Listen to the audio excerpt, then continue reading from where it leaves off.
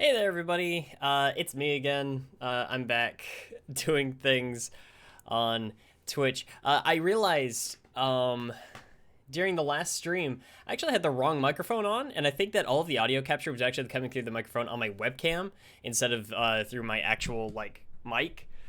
So that's embarrassing. I think I got that worked around. So you guys let me know if it sounds off or anything. You also might notice a bit of the cutoff on the display there. That's mostly just because it's a 4:3 aspect ratio game that we're playing tonight, and I didn't want any of that getting cut off. So that's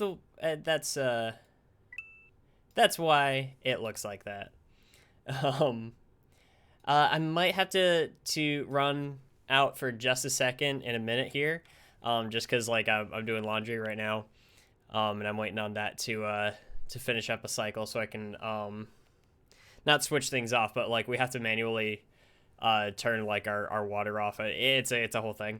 But anyway, thank you all for joining me. We're looking at The Legend of Zelda: A Link to the Past today, just in celebration of 35 years of The Legend of Zelda. It's crazy just how long this series has been around. This is a very good game. I'm very excited to play this on stream.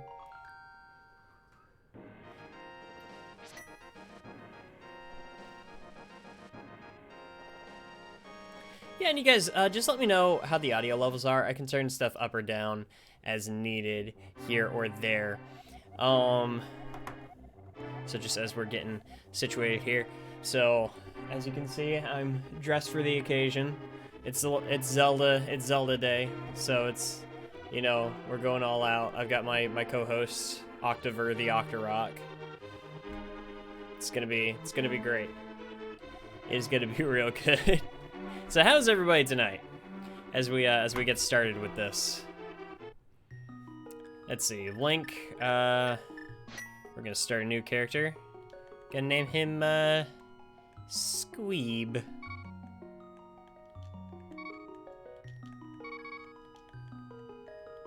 There we go. Perfect, wonderful. I am doing just fine. Had the day off today, so, got to relax a little bit. I am excited just because I finally got my hands on, oh, sorry, if you can see it there. It's the 3D Pulse headset for the PS5. I've been waiting to get these for a while now. They are so much more comfortable than the Platinum headset I was using before. That had a metal bar that just kind of cut into my head after a while. So that was no fun. Let's set Squeeb off on his journey. Just kind of starts off with Princess Zelda using telepathy to call to Link to let him know that he's got to get up and actually go do some stuff. Let's see, yeah. Aghanim, onomatopoeia. Aghanim has seized control of the castle and is now trying to open the 7 Wise Men's seal. I'm in the dungeon of the castle. Please help me. Squeeb, I'm going out for a while. I'll be back by morning. Don't leave the house. So I wonder if, does he just know what's with the uncle? Does he just, know what's up? How does he know what's going on over at Hyrule Castle? What's his deal? Let's see. Yeah, Zelda using her OP magic powers. Yeah, they don't really explain how or why Zelda is able to telepathically communicate with Link. It's just kind of one of those things that we sort of accept. At the beginning of the game here, we have nothing. We have the lantern, but we don't even have the magic power necessary to even use it. So we just have we don't have a sword. Yeah, we don't even have a shield, nothing. So we just got to go find our uncle over at Hyrule Castle. It's just kind of the most logical place to find him, I suppose. So as Zelda games go, this is not the one that I've gone back to the most, but I've always held a certain appreciation for A Link to the Past. if anything, this was not like, you know, the first Zelda game or anything. This was the third, but it did kind of feel like A Link to the Past is where The Legend of Zelda really found its footing. Ugh, Squeeb, I didn't want you involved in this. I told you not to leave the house. Take my sword and shield and listen. You can focus power in the blade by hitting the B button, then release it to use a spin attack. I'm paraphrasing. Squeeb, you can do it. Save the princess. Zelda is your Ego Raptor reference. There we go. Uncle's dead. That sucks. But hey, we got a sword. That's what really matters. Hey, what's up, Buster? Good to see you here. Man, yeah, do please excuse me. Again, this is not a game that I've gone back to a whole ton. And I don't know that I've ever actually 100%ed A Link to the Past. And I don't know if we'll be doing all of that on stream, but like, I want to do that at some point. I am actually planning on looking at the Legend of Zelda series later on this year, so that will be fun. Also, oh hey, thank you for the Power of Jew for subscribing. I appreciate that. Thank you so much. That is that's my roommate. Let's see. Great video today. Thank you. And have you started Ultimate Alliance 3? Yes, I have. Actually, I have not started, yes, it's partially because of the 35th anniversary, also because I'm anxious to talk about what is by far my favorite video game of all time. We won't be getting to that particular game this year, but this will help be kind of an excuse to get to it next year. I'm gonna plan it for like, for a video to release on my birthday next year. It's gonna be great.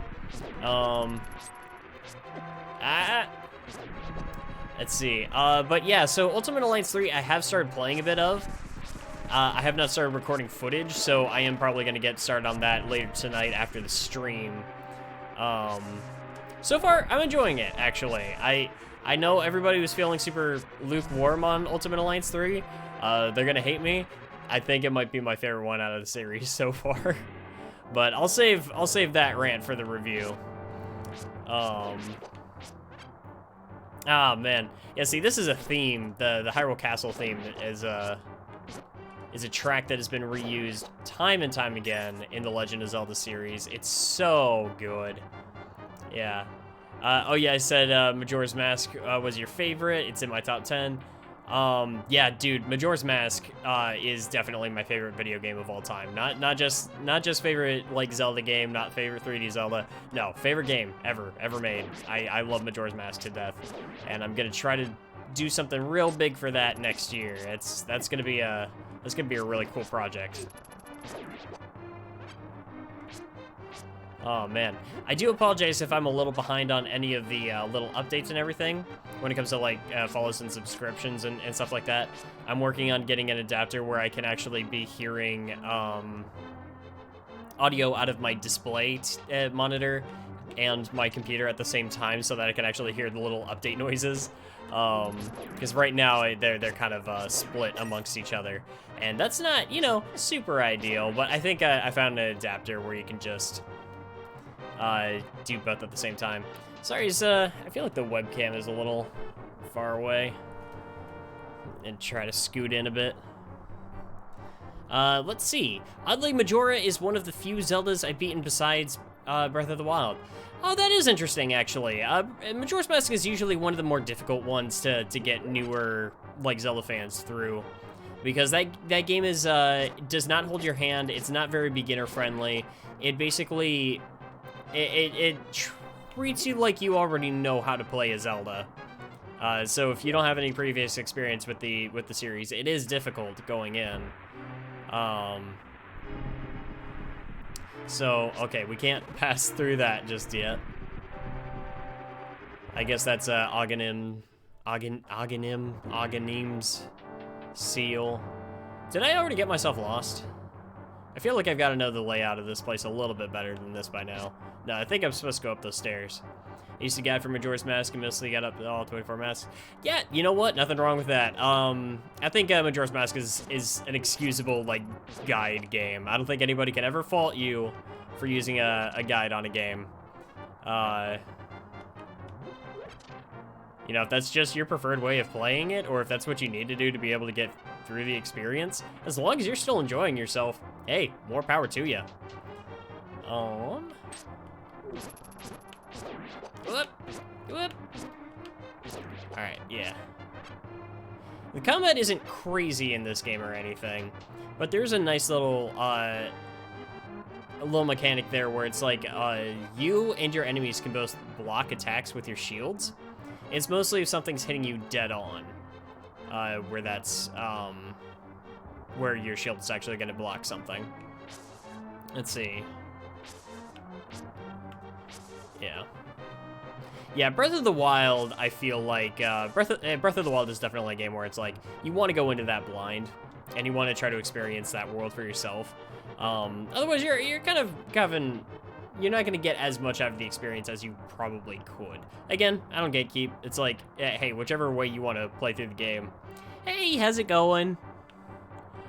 Good to see ya. So it's like, yeah. Any way that you need to sit through and play the game. Now, where... It has been a while since I've sat down with Link to the Past. I don't know which way I'm going. Yeah.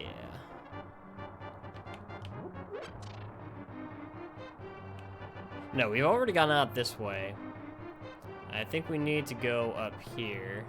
Yeah, again, sorry for getting lost like this. I feel like Hyrule Castle was always like that one area that I always kind of got like turned around in at the beginning.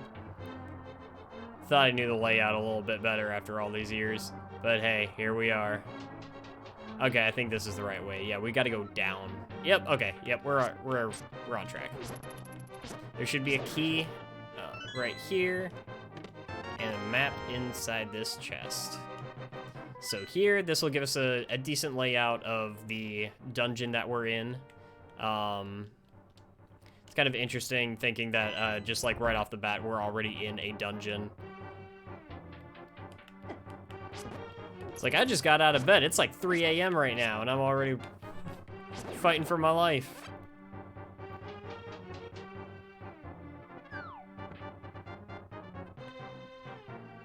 Okay, let me see if I can get this. One of the nice things in this game is they introduced being able to pick up, like, pots and stuff.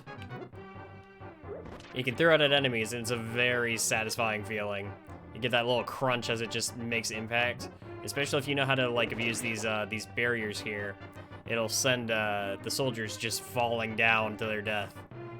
I will say that in the future, I'm going to work on probably a new stream layout.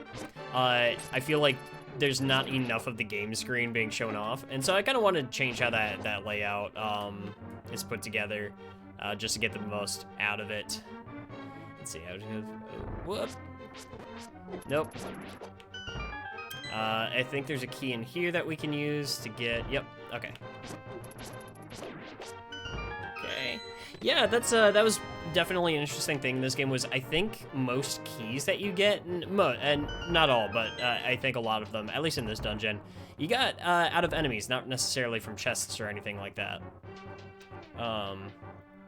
Link Between Worlds. Oh, Link Between Worlds is so good. That's a wonderful Zelda game. That's probably one of the best, honestly. Okay, so Princess Zelda should be held down here. Aghanim has taken over the entirety of Hyrule Castle, and he has trapped the princess down here. We gotta face this mace guy. I thought the lantern did something to him. Apparently not. You know what might though? Yeah. Yep. See, one of the nice things with the boomerang in this game is that you can get enemies into a stun lock, essentially.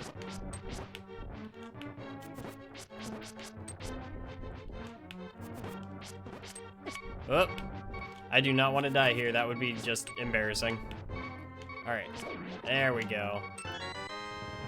You got the big key. Now we can open up the way to Zelda, but we're gonna grab this money first. Why did they just have a chest with like rupees in it right next to Princess Zelda? That doesn't make any sense. Let's see. Speaking of Nintendo franchise celebrating anniversaries, do you think Pokemon reviews are in the cards some year? I don't think Pokemon. Been playing the, sorry, let me catch up with chat. I don't think I'll be doing Pokemon, partially because, like, as I grew up with Pokemon, and I've always liked Pokemon, but it's not really one of my favorite franchises of all time or anything, and if anything, sometimes I kind of have a hard time keeping myself attached to it. Like, right now, I feel like I've just kind of dropped off the series. I never even finished Shield. I just got bored and stopped. But I also feel like if you're going to be reviewing the Pokemon games, it's probably best to be able to look at it from all of the gameplay angles that I'm not good at explaining. I never wrapped my head around all the IV and EV training. I never, like, I'm not a master at, like, determining what moves are best to use with what Pokemon or anything. I never even, like, bothered learning about natures and stuff like that. I'm a very, very casual Pokemon player, so I don't know if I'm really the guy to tackle a Pokemon review. Maybe at some point in the future if I start analyzing RPGs a little deeper like that, but as it stands now, probably not. Let's see, Loved its 2D art mechanic. Yes, yeah, the 2D art mechanic in A Link Between Worlds was outstanding. I love the way they utilized that. Whoop. Let's see. Randomizers. I have yet to play a randomizer, so that'll be fun. At some point, I definitely want to do a randomizer. A Link to the Past, I think, is probably one that I would try first before many others. So that would be a good time. Let's see. I've been playing this myself recently. First time since I was a lad. Really frustrating game past the light world. It depends on how you tackle it. I remember, like, once I got to the dark world, I actually ended up enjoying the game a lot more. I felt like so much more, like, opened up to me, and I love the way the world is laid out in this game. But then again, it also has been a while, so I guess we'll kind of see if my opinion of that has changed at all. Let's see. Secret passage in a throne room to the sanctuary. Let's see. The balance of Pokemon games is a really weird discussion because it's a big thing, but 99.9% of players won't ever see or care. Unfortunately, I'm one of those 99.9%. It's like, I enjoy Pokemon, but not really enough to get that deep into all of it. So now that we have Princess Zelda here, we can, with her help, shove this thing to the side and get into the secret passage that will take us to the sanctuary and get Zelda out of here. Which is probably like one of the biggest things you could talk about. I guess it would be interesting trying to tackle the Pokemon games from a more casual perspective. I've always felt like, at least when I'm talking about games and reviews, I like to try to bear in mind what is this going to mean for a casual player, not just for the hardcore fans who already know everything that I could possibly say about a game, but like just for your general audience who might not really know quite as much. So yeah, that could be an interesting thing to look at some point. I don't think I necessarily have to light all of these. I don't think it actually does anything for me. Okay, yeah, just wanted to confirm that. Oh, well. Nope. There we go.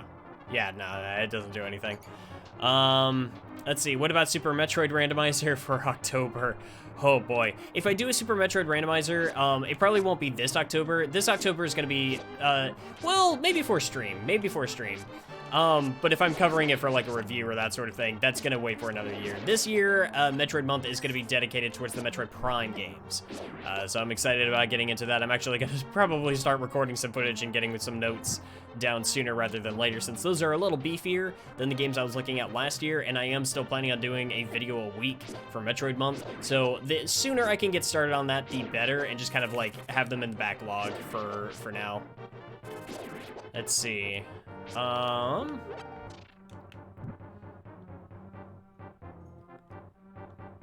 Yeah, so these enemies I think can only attack in a straight line. So if you are like directly across from them, they will charge you. Otherwise, they're not really gonna pay you any mind. Let's see, Super Metroid and A Link to the Past randomizers look so cool. I'm learning this, oh man. Yeah, those dual game randomizers, those would break my brain. It's one of those where you gotta really know the layouts of those games. Especially with Super Metroid, that game is so like intricately laid out. Man, yeah, no, randomizer would be a lot of fun. So definitely something I would like to try out at some point. Let's see, nope, rats. I keep bumping into all these stupid things. Just, that bat just did not stand a chance. Or I'm sorry, that key, they're called keys. And, in The Legend of Zelda. Alright, hey, keep losing all of this. Thankfully, I think they're pretty generous on the magic in this dungeon to light your way through the whole place. They don't necessarily want you to feel lost. Yeah. Actually, so here's a question, because I don't know that I've ever actually bothered to check myself. This little breakable wall here, is this something you want to come back to once you have bombs? I wonder what's even in there. I remember Ocarina of Time also had something where if you had the bombs and you went back to the first dungeon in the game, that being the Great Deku Tree, you would get something, you know, there was a bombable wall inside the Great Deku Tree. And so it gives you a reason to go back to a dungeon. So that's interesting. I don't actually know what's in there. So I'm not sure if it's worth the effort to actually go in. But I mean, it might be worth checking. We'll find out together. Mostly has money. Okay. Well, I mean, money's good. Money is a good thing. Okay, so I'm just kind of going off of memory here. I want to say it's the left switch that we want. It is not the left switch. That was not the lever that opens that door. Thankfully, that one snake had a heart. Oh god. Oh god. Oh god, I'm bad at games. Don't let me die here. We got this. Okay. We got past those really crazy hard enemies. Those really simple snakes that I should not have taken so much damage from. Yeah, I pulled the left switch. Foolish, I know. Yes, it was Squeeb who helped me escape from the dungeon when I was captain of the wizard. Dialogue. Basically, evil man doing things. Let's go stop him. Yes, I always name my characters in everything Squeeb. That was a little term that my roommate in college and I came up with, Squeeb. There's not really a hidden meaning behind it or anything. We have no idea what Squeeb is supposed to mean. What's crazy is that a friend actually sent me a clip the other night. Apparently in Bug Snacks, they used the term Squeeb. And I was baffled. I had never heard that anywhere outside of, like, my dorm at college. So that was kind of crazy. I want to just believe they took it from us. It's fine. I'll sue. Let's see. All right, actually, real quick, I do need to take a quick minute and just go, like, make sure the laundry is doing okay. So if you'll excuse me, I will be right back. Let me find... Okay, yeah.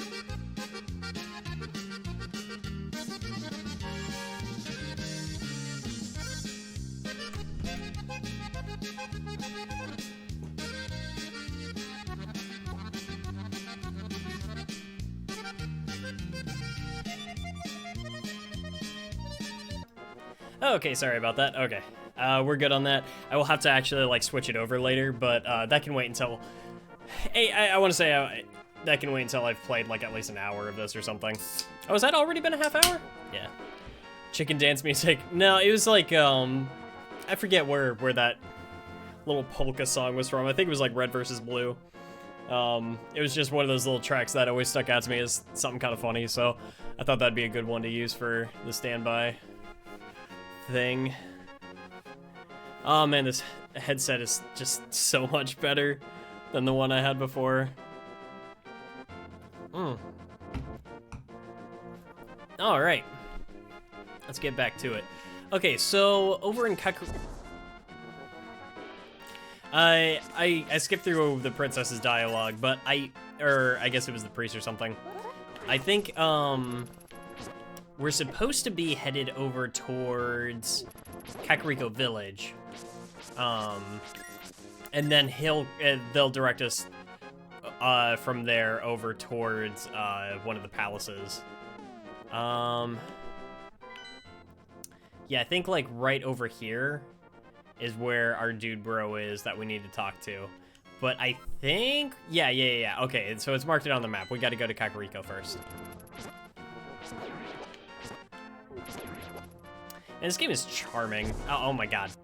Yeah, I keep forgetting there's, like, bombs trapped in the, in some of the grass. It's out to get you, man. That's one of the cool things is, like, all these possessed guards and everything. It's a pretty good excuse to have, like, enemies just kind of scattered around the area. Versus it just being a bunch of, like, random monsters. I think fantasy games rely on that too often, where they're just like, oh yeah, monsters start showing up all over the place. Without any really rhyme or reason. I guess it's an easy excuse. You just say, yeah, monsters everywhere. That's all there is to it. Yeah, so I think if we walk over that bomb, it'll just blow us up. So let's not do that. Let's see. Do we want to take on this Cuckoo? Or Kuko? Is it a Cuckoo or a Kuko? I'm questioning everything now. I forget, actually. Because I remember in Breath of the Wild, there was actually like a voice dialogue line where I think it was Daruk called it out by name. So, after the Ultimate Alliance Marathon, that's a good question. I forget. I am also playing this on the Switch. I'm playing this on the Super Nintendo version of the Switch. I'm trying to hunt down like a physical copy for the Super Nintendo. But this is just kind of the nicest way to play it right now. Let's see. The Master Sword and Mighty Blade forged against those with evil hearts is one of them. People say that now is... do you understand the legend? Yeah, sure, yeah. Anyway, look for the Elder. Yeah, he's out there somewhere. So after Ultimate Alliance, I think I had something planned. I completely forgot what it was. I know I've got something planned for April Fool's Day, so that won't be far behind. Oh man, I'm not sure, I kind of forget. I gotta like actually plot it all out. There's a lot I'm planning on taking a look at this year. I know the Zelda series is one of them, the Batman Arkham games, some other things, so yeah. Let's see, I should use the Switch Online service more. Problem is, I'm kind of meh on SNES and games and NES games. Mostly just like accept it. Yeah, I mean, they haven't all aged the best, but I think, you know, some are definitely better than others. Also, these people, they will rat you out to the guards if you talk to them. Oh, I didn't even talk to her. She just bumped into me. Oh, God.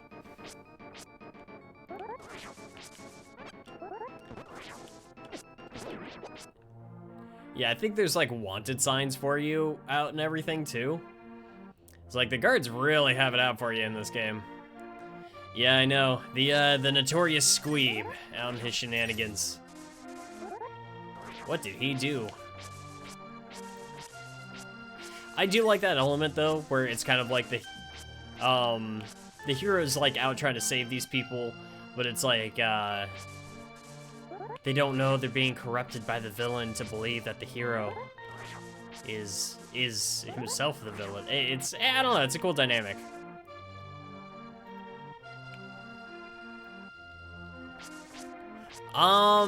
Did I use Squeeb in Hydlide? I don't think I did. I don't think they give you a chance to really name your character in Hydlide. I know I used Squeeb in the Klonoa 2 video. Yeah, when I was reviewing Lunate's Veil, I used, I named the profile Squeeb.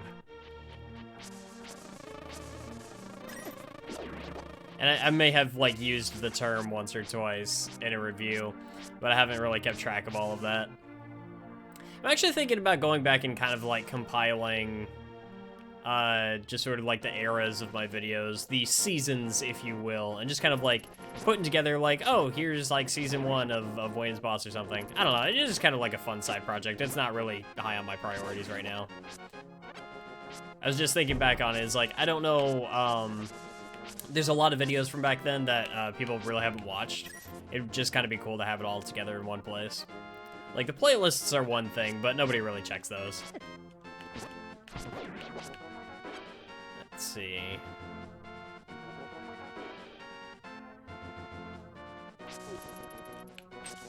Up. Nope, okay. God. They had me in a corner there. Let's see. It's sending a compilation of Metroid Month 2020, but it would be a pain to render. Yeah, I would say something like just a compilation of Metroid Month probably isn't super necessary. Because again, I could just throw that together myself if I really needed to. That's the sort of thing where I feel like it makes more sense to have it as just sort of the playlist, if people really just kind of want to watch it all together, because that's already compiled.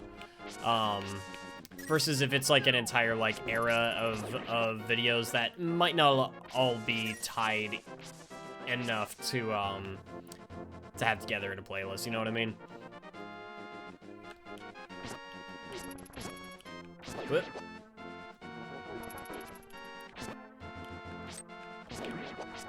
Okay, I think I'm going the right way here, because I remember the Elder being up in this location, and I think that he's who we need to talk to right now, as he's going to send us on our main quest that'll get us started on the first 3 dungeons of the game. We're doing okay on money, though. I haven't really had to spend a whole lot. I did forget to collect that empty bottle from the dude in Kakariko, though. So that's my bad. Okay, yep, here's the Elder. What's up, dude? I am indeed Sahasrala,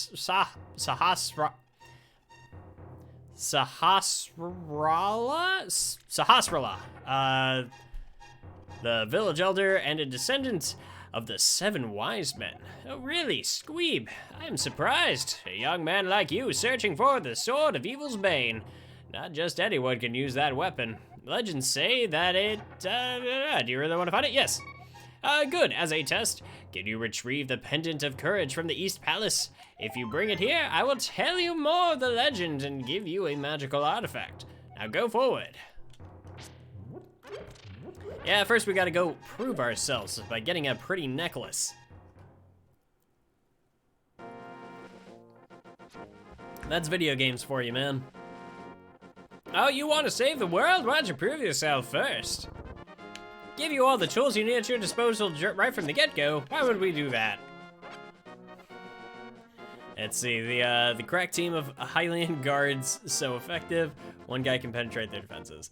Yeah, well, I mean, to be fair, when I was younger, those things kicked my tail in, like, pretty easily. So it's like, I mean, they can't do their job if you're bad enough at games.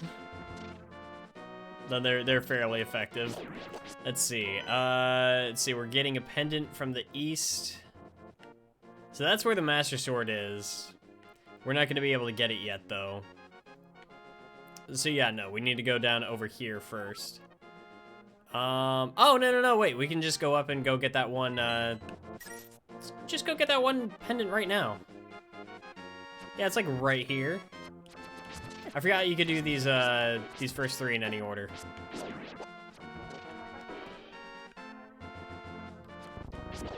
Where do people get that Breath of the Wild hoodie? I got this hoodie at MagFest a few years back. I don't remember how long ago it was, but yeah, and I don't remember like what the vendor was.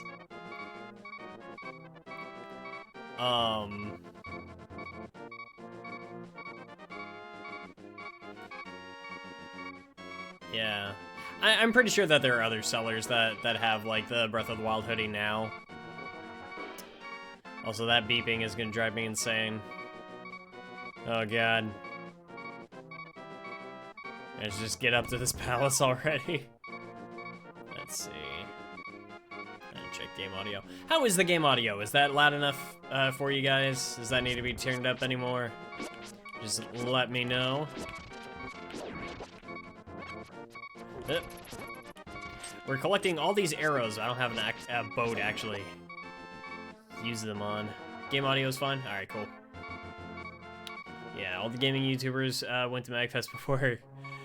I mean, yeah. My friends and I were going to MagFest every year for like 7 years or something like that.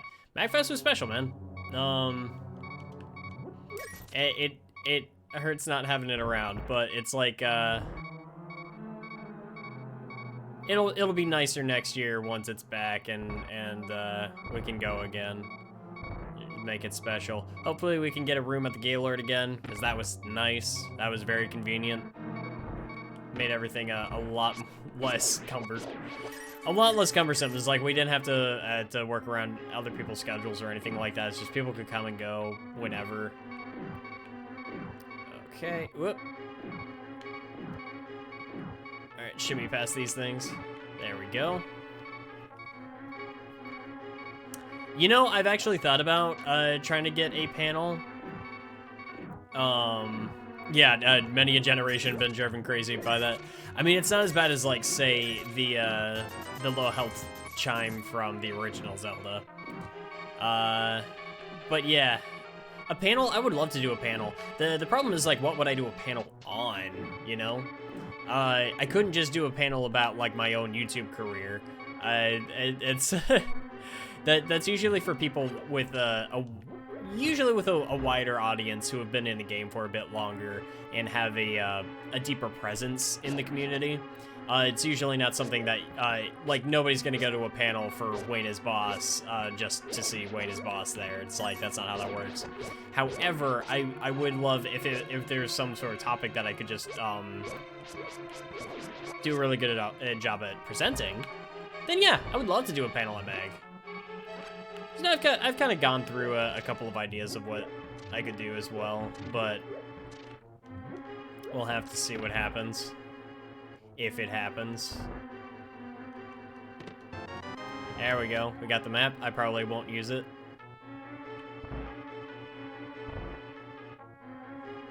Man, so I'm using the Switch Pro controller. It's super comfortable. This is probably one of my favorite controllers ever made. It feels so nice. Well, this is just the room we were in before. That was a waste of my time. Let's see. Dude, Cullen and I could probably do a good panel. Oh, man. I wonder what Cullen and I would do. We'd probably be just like arguing about Xenoblade. That'd be great.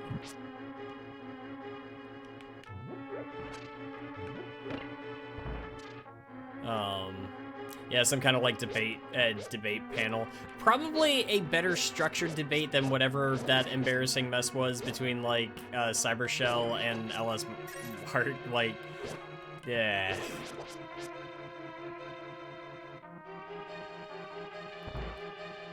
Let's see.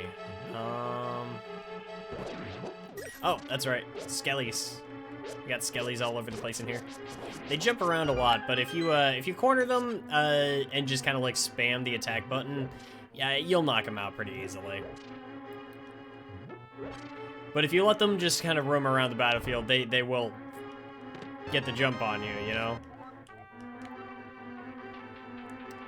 It's like with every enemy in this game, it's like the solution is simple, but you still want to use caution.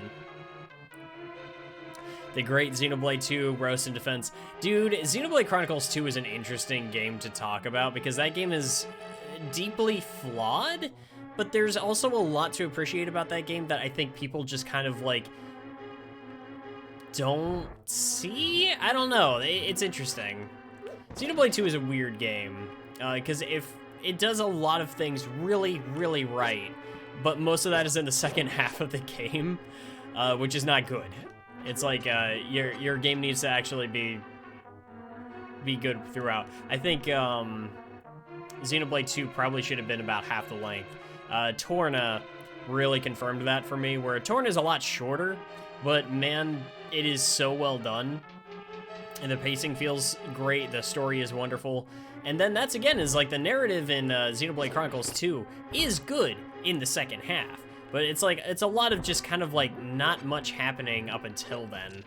Or at least not much happening that really has a whole lot of weight or relevance to really anything else. I think that's the biggest flaw with that. I do get confused when people are like, well, what was the goal in that game? Like, what was the themes or anything? And I'm like, I mean, the game does have themes. It has a goal. In fact, it's actually got like a really strong initial hook where it's like, yeah, we're running out of places to like be. We're running out of land. The creatures that we live on are dying, and we need to find some place permanent where we can actually live before all of them are dead. I don't understand how that's not compelling. Like, and so it's like, yeah, you got a good goal on the outset. I understand people's issues with Rex. I don't think he's as bad of a character as people often say he is. In fact, I actually think that he's got a little more going for him than just like, oh, generic, like, you know, bright-eyed anime protagonist. Like, he's got character flaws that I think are kind of interesting, and they tie in really well with the overall theme of the entire game, which is finding your own place in the world. In Rex, it feels like he's found his place, but he does not know what to do with it. Like, he knows that he's got a purpose, which is to find Elysium and is to lead all of the people to safety and to kind of be this harbinger of hope, essentially, to become the wielder of the Aegis and all of that. But he doesn't allow himself to rely on others. He feels like he has to do it all on his own. And the more and more that he lets that go to his head, where he like, not that he is some big tough guy, but he feels that weight of responsibility, the more it puts other people in jeopardy. And it's like, I like that, you know, he and Pyra share a life force, essentially, so it's like anytime he gets hurt, you know, it hurts her too. I think that's great because it just kind of showcases, it's like when you're trying to carry the weight of the world and you're doing things to yourself that really hurt you, that hurts people around you too. It's like you don't get to go through life thinking, you know, that the responsibilities and everything that you take on, whether it feels like you have to or not, your actions affect the people who care about you. And it's like, I don't know. God, that game, there's a lot to talk about with that game. I'm going to be rambling. This is why I script my videos, is because I'm not good at talking on the fly. But Xenoblade's got good stuff in it. Xenoblade 2 specifically. It's miles away from being as good as Xenoblade Chronicles 1. I mean, that game is leagues better. But people act like Xenoblade Chronicles 2 is this horrible atrocity of a game that had no purpose outside of like a couple of perverted jokes, and I don't understand that at all.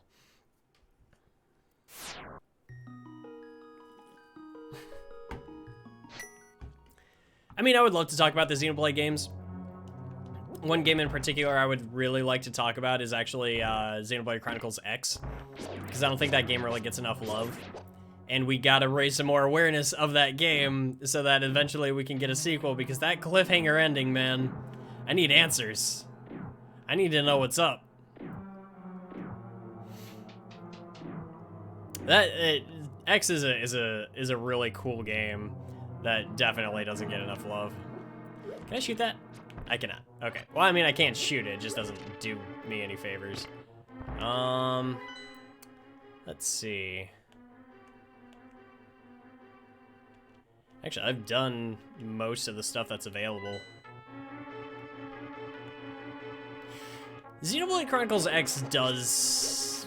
I feel like it seems longer and bigger than it really is. Like, it's actually not as big as, like, say, Xenoblade Chronicles 1. Xenoblade 1 is still, like, the pinnacle of the series. They still haven't really topped that one. That one is still by far the best. But, it's like there's definitely merits in the other two. I'm interested to see where the franchise goes from here. I do think that they need to wrap up what they started in X. Because, man, don't leave us hanging like that. That's one thing, is like, cliffhangers like that, I almost feel are narratively irresponsible.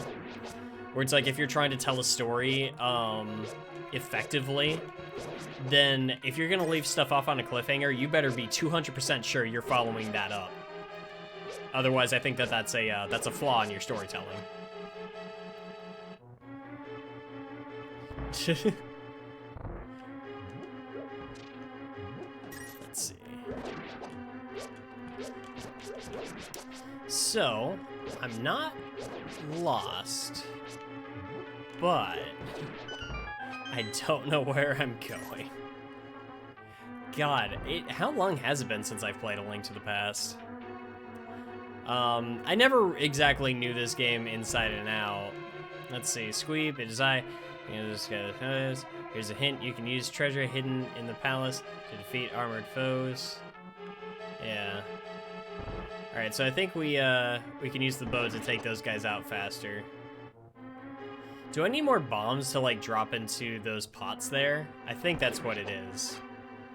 But the bomb drops are not a lot. Oh no, it's good, man. It's fine.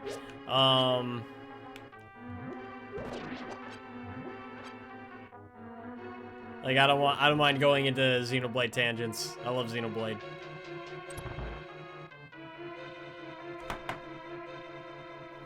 Okay, I guess the big secret was walk through the freaking door that's right in front of your face that you just got the big key for. That was a really difficult puzzle to solve, guys.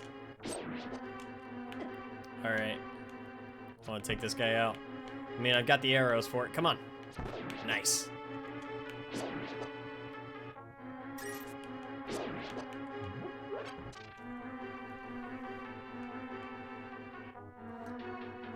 Well, you get lots of money.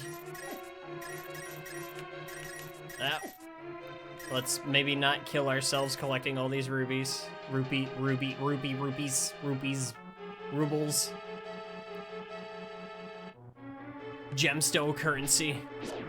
Let's say, will Wayne the Waz make a comeback? Wayne the Waz won't specifically make a comeback in April Fool's, but I will kind of like be making a joke about that. I'm looking forward to the April Fool's Day video this year. It's gonna be fun. But yeah, there will definitely be a reference to Wayne the Waz, just not like the caricature specifically.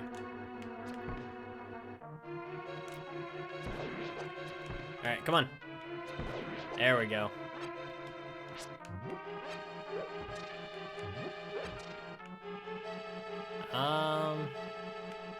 Was it this button? Yes, okay. Yeah, you got all these false buttons that are around the floor, and you gotta hit the right one. Also, yeah, valid, don't wanna...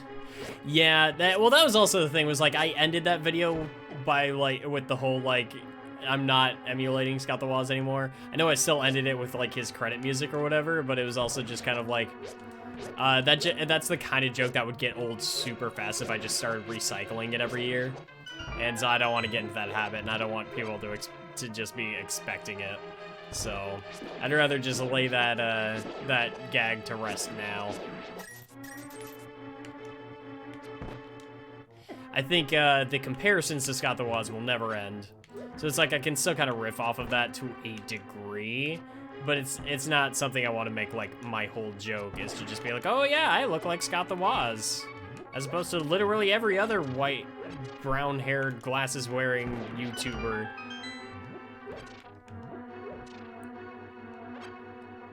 It's like, looking like Scott the Woz ain't that special. All right, come on, bro. Let's do this.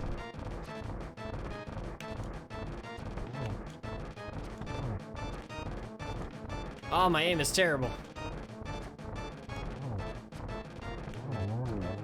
Okay, was it like 2-3 shots per?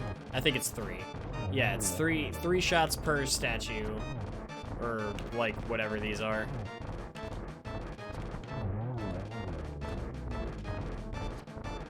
I'm wasting a lot of arrows here. It's okay, I got this. I got this as I shoot the wall, hitting absolutely nothing that I'm meant to. All right, you're down. You're down. Nope, nope. I said you're down. Down with you, sir. Enough. No. I told you no. Okay. Nice. Already up to 5 hearts. I imagine the boss sounds like a football team. Yeah.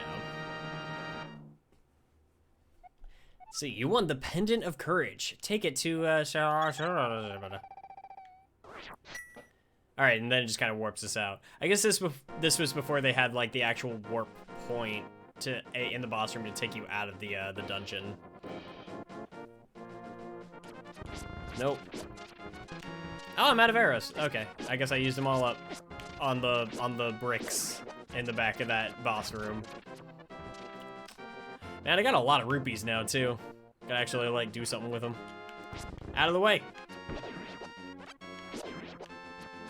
There, starting to get some ruples back, or some arrows back. All right, what's up, man?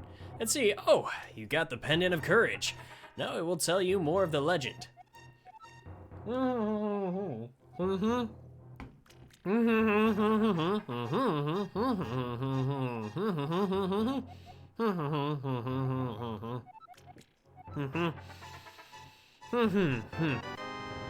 cool, boots. Let's see, the Pegasus shoes. We can use these to charge.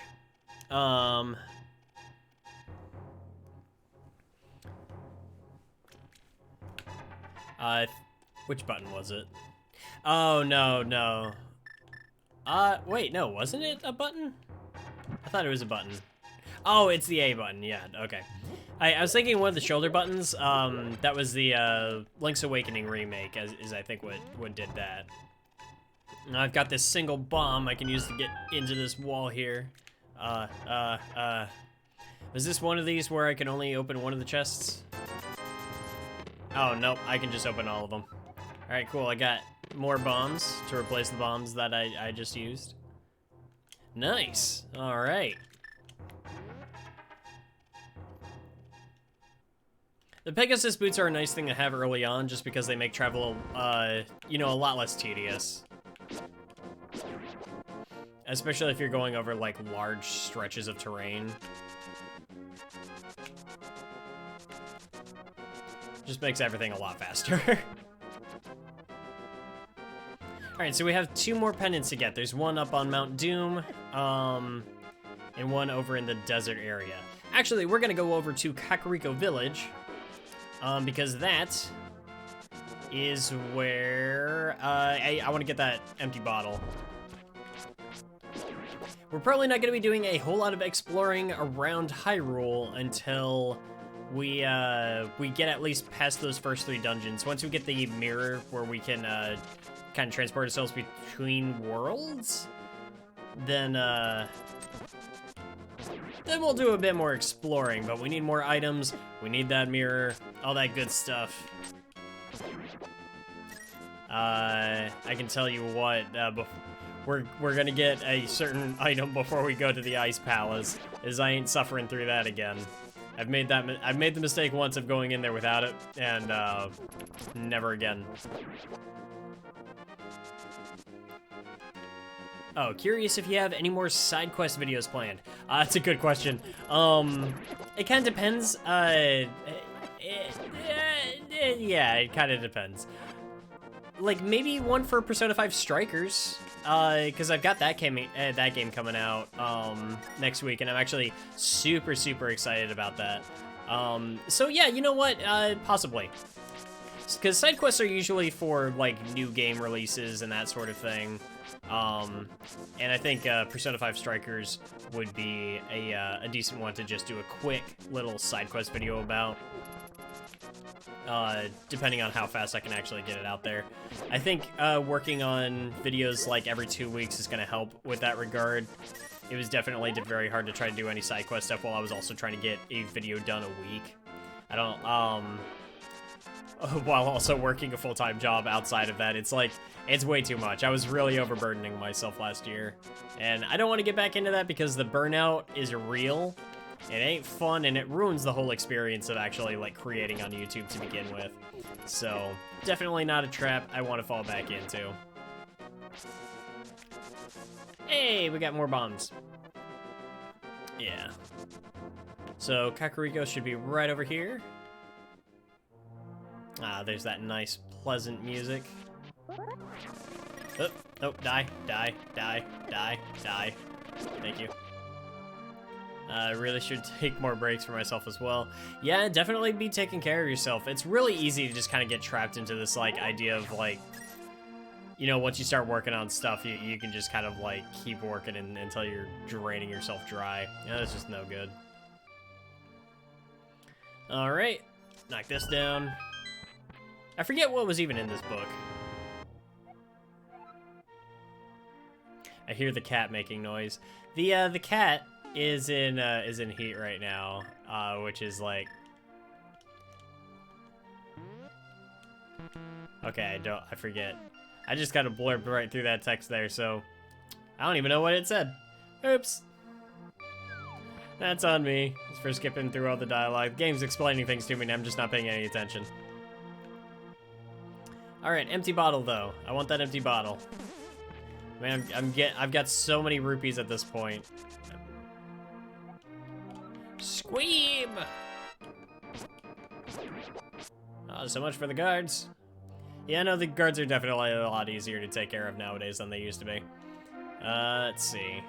You, sir, have you been going through life without one of my hold anything bottles? Well, step right up and make your life complete. I've got one on sale now for the low, low price of 100 rupees. Yeah, I'll take it. Goodbye, thanks a lot. Now, hold it above your head to show the whole world to see, okay? It's good for business. Man, they had just started that trope and they were already, like, poking fun at it and stuff. I think that's great. Like, let's see. Let's see, part of my thought process was, I can take a break when I reach 1K subs, and how the algorithm... Yeah, don't do that to yourself. Like, it can be really easy, especially when you're a small channel, to try to make it a numbers thing. It's so easy to fall into that, and you really don't want to trap yourself into this idea, because you will never feel like you're doing enough. You will always be looking at how much higher those numbers could be. You'll always be disappointed in what those values are. And you start to devalue yourself if your self-worth is dictated by, you know, statistics. So it's just not worth it, man. So yeah, definitely take care of yourself. And a lot of that is to just respect yourself, respect your work. Just know that your best is enough, and don't ever think that you have to do any more than that.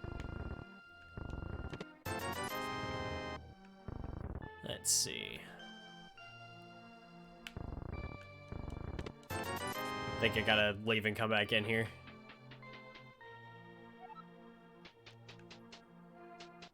Oh, what, the good for business thing? Yeah. I'm actually a little surprised they haven't toyed around with that a little bit more over the years. I almost missed this crack in the wall. Let's see. Hey, we got our first piece of heart. Nice. Yeah, I do think that if I continue to stream this, I kind of want to go for a 100% run. I want to try to collect everything.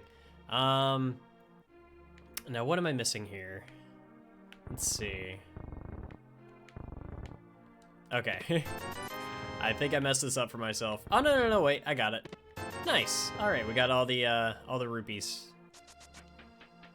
Oh, I've got so much money. What do I do with all of this?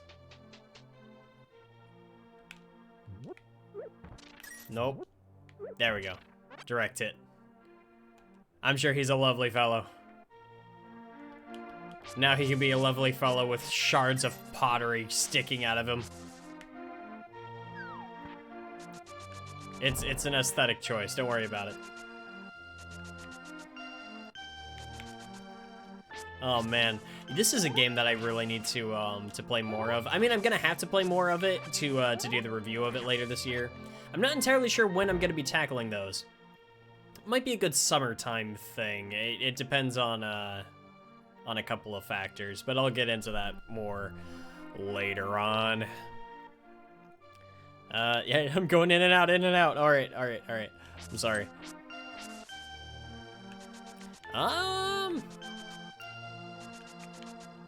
Was there more that I could do in here? I think we can talk to somebody in here about his son. Let's see.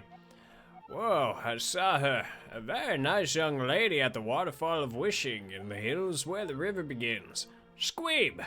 You should meet her at least once. I'm sure you'll like her. Alright, you're not the person I was trying to talk to. Was it you?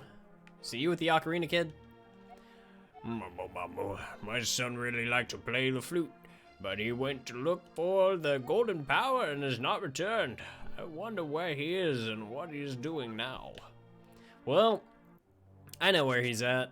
I don't know if we can actually talk to him yet. I think he's actually stuck in the dark world. The Guilty Gear Strive beta. Aw, man. Okay, so here's my question. The Guilty Gear Strive beta, because I want to play it, but I don't have the game pre-ordered. Do you have to have the game pre-ordered in order to play the beta? Because I really want to play the beta. I just want to play that game. It looks so good. Giovanna is just like,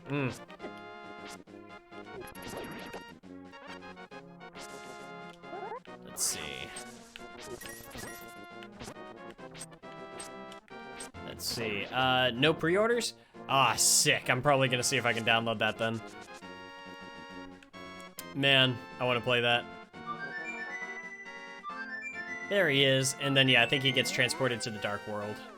So we'll have to find him again later. Alright, good. Good that we got that set up now.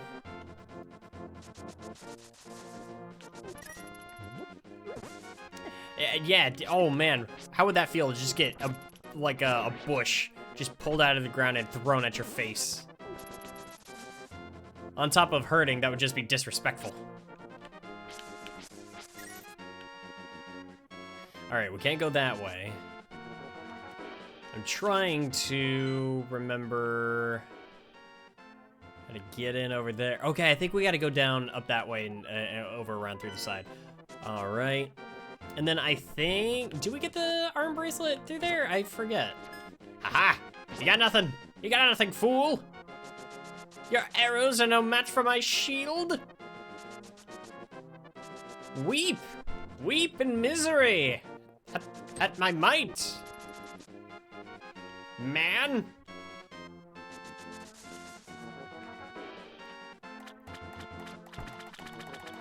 Yeah, no, real glad we have those boots.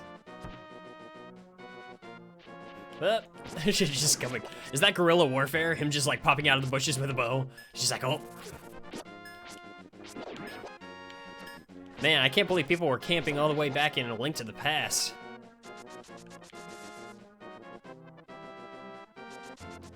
Let's see. Al's been playing a lot of. Yeah, Giovanna looks so cool. And I mean, I'm a little biased because, you know, redhead. But yeah, no, she looks awesome. Okay. Pay no attention to the average middle-aged man standing by this sign. Leave him alone.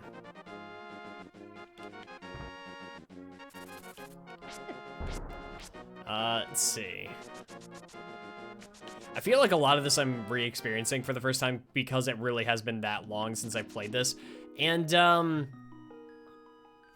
haven't played this game a lot, so it's like, I'm relearning a lot of the structure. And might want to try some other characters as well. Oh yeah, for sure. Yeah, I definitely want to mess around with the Guilty Gear Strive, beta. It looks like so much fun. I thought about doing it for like a stream or something, but my problem with that is that I've been hearing the servers have been having issues, and so I don't want to rely on that because then I might not even be able to. But also because while I do adore fighting games, I'm not good at them, so I would probably just spend the entire time embarrassing myself. I am trying to pick up a fight stick from work, though. Oh, wait. This is what I needed. This is what I needed the book for. This is gonna help me translate that text. Okay, yeah. To open the way to go forward, make your wish here, and it will be granted. I wish to progress the game. The god said yes.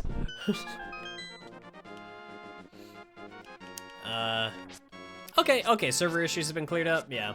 Still not sure if I would do it on stream or not. I do want to stream more often, though, but I think for the time being, we'll probably just stick to A Link to the Past for a while. So I'm liking this. This is a fun game. This is good.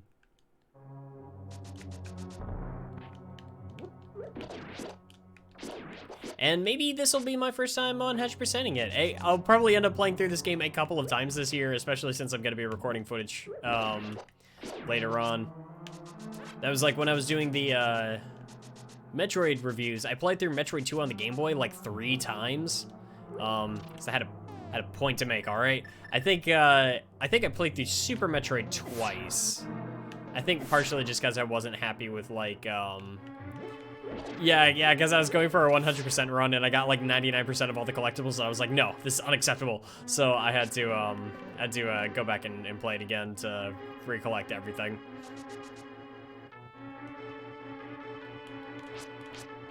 God, I love the temple music in A Link to the Past. It is, it's memorable. It's got this like somber tone to it, but it's also just like, I don't know. Like, it's so well done.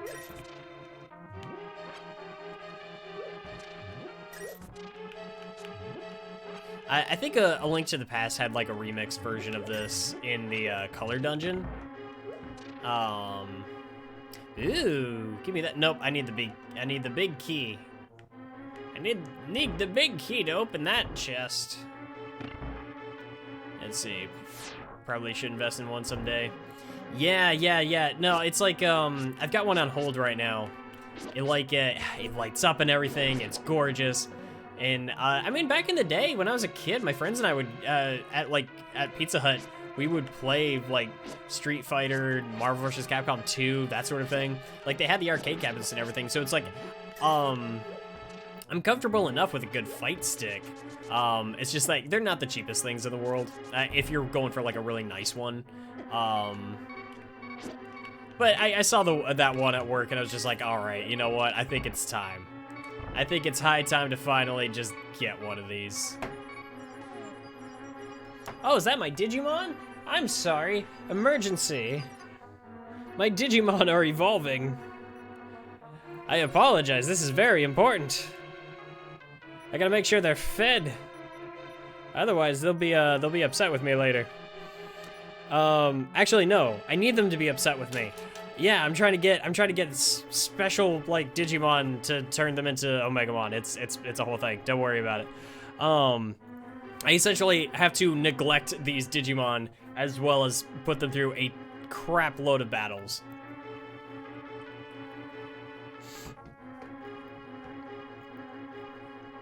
Let's see.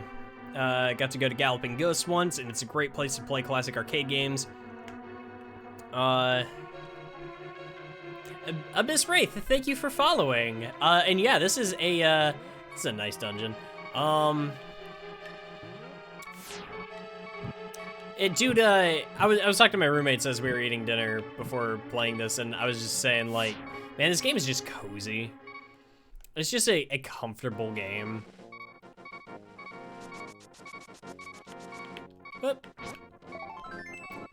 Okay, so this is not like the 3D Zeldas where if you get a piece of heart, it just like refills your health. Oh man, I can't go through this way yet. Oh, or can I? I cannot. No, go away, bird. I don't want you. Okay, no, I think I need to go get the bracelet through that one place first. Whoop. I'm getting snuck up on here. There we go. Okay, I'm no longer dying. Did I already go up through here? I don't believe I did. Okay. Nice. All right, got ourselves a key. I don't think anything on that tablet's gonna be that important. It's probably just be like, hey, you can run into the thing to get the key. Probably super obvious. I feel like I did go in here. I did not go in here. Why did I just pass by this room?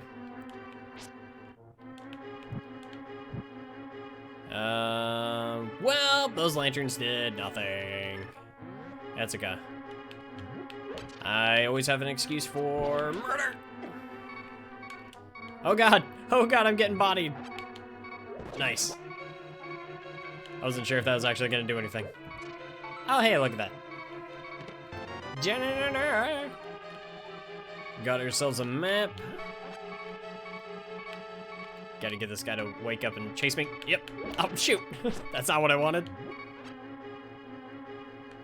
All right, come here.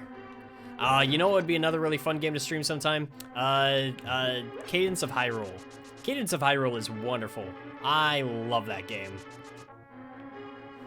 I tried Crypt of the Necrodancer too, and I do like that one, but I do think Cadence of Hyrule really refined a lot of the mechanics and just made it an overall more comfortable experience. And we can enter through this way. We are Koopas. Let's see, how are we doing in here so far? Okay. Yeah, I think we're on the right track. Yeah, we're doing okay. Let's see if there's anything to get in here. Oh god, that was foolish. There, now we got the big key. Now we can go get that one chest open. Let's stop running into things that are hurting us, though. Let's see, really like Cadence of Hyrule. Never played Crypt, but since it's similar, I want to give it a shot. Yeah, again, it is similar. It's not as well done as Cadence of Hyrule. Cadence of Hyrule really did, like, it got a chance to really give those mechanics a bit more finesse. I think it's structured overall much better. But I do think Crypt of the Necrodancer is worth a shot. It is a good game in its own right. But Crypt of the Cadence of Hyrule, as much as I enjoy you know, the Crypt of the Necrodancer elements, it's just a solid little Zelda experience as well. I wasn't expecting it to be so like faithful to the Legend of Zelda structure, and I was very, very pleased with Cadence of Hyrule. It's a good game. Can that be bombed? I feel like that can be bombed. I'm about to find out. Why is this discolored? This doesn't look like it's the same color as everything else. Never mind. That does nothing. Well, hey, doesn't hurt to try. All right, whoop, sorry. Actually, let's go ahead and go for that big chest real quick, just because I do feel like whatever's in there, I think it's the arm bangle that's gonna like let us lift heavier things. I think that'll be nicer to just kind of have on hand. It'll help with exploring if we're just as well equipped as we can be. Already maxed out on arrows. I think after this, before we go for the third temple, we should probably go to the shooting gallery. Just get that out of the way. Oh, I passed by the room with the boss. Yeah, with the big key. Wayne is a fool. Don't worry about it. Let's see. Actually, speaking of roguelike, I think a Metroid roguelike would be great. A Metroid roguelike. Now, are there any examples off the top of your head? I want to say Axiom Verge, but I actually don't remember if that was a roguelike or not. I think that might have had a set structure. I can't quite remember. Yeah, the Power Glove. You can feel strength in both hands. You can pick up... Yeah, I love the Power Glove. It's so bad.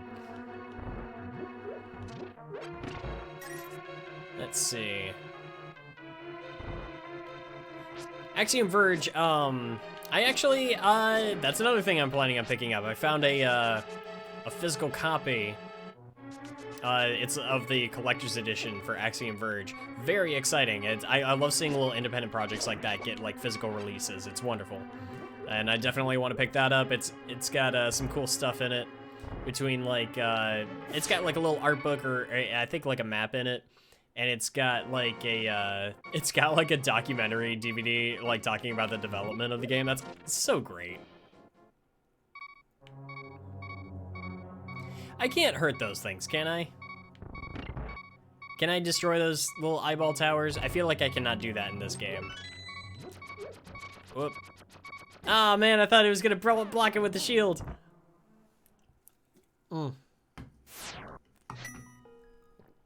Where do I spawn in at? Okay. Nope, you don't see me.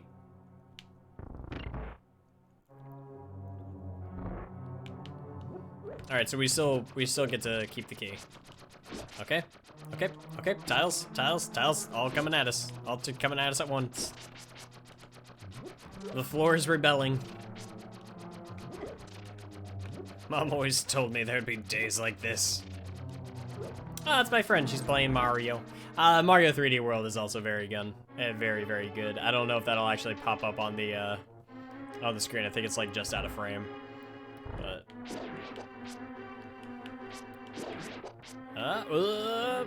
can I destroy them with bombs? I don't want to waste any bombs. Oh, did you now? Yeah, I might have to check that out. Yeah, 3D World is very, very good. It was like one of my favorite Mario games. I loved it on the Wii U, and so I was really excited to see it was getting a Switch port because I knew that meant like more people were going to get a chance to play that one. Because like obviously the Wii U was not the ideal place for that game to be. Yeah, unfortunately I don't get to check out the Discord and sometimes the you know how the self-promotion channels can sometimes just get a little clogged up. So unfortunately I didn't quite catch it there. But I am gonna try to check it out. I can see that. Like, it's not a perfect game, by any means, but it is just charming. I just enjoy myself when I'm playing it.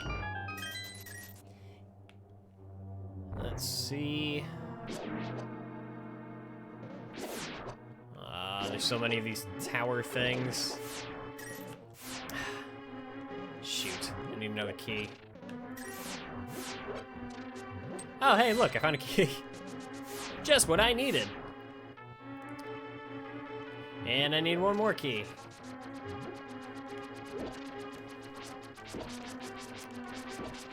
Let's see, didn't cover Bowser's Fury. Yeah, Bowser's Fury. I need to mess around with that a bit more. I got through like the first little stage, or world, if you want to call it that. It seems neat. I think I prefer the main game, but Bowser's Fury is cool. It's a fun little concept. But it definitely wasn't what sold me on the game. What sold me on the game was just like, I really like 3D World, and I just wanted to play it again, so. But Bowser's Fury was not something I was terribly interested in from the get-go. All right, come on, come on, come on, come on.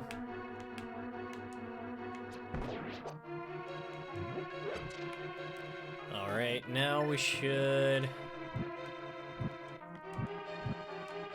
Nice, secret wall.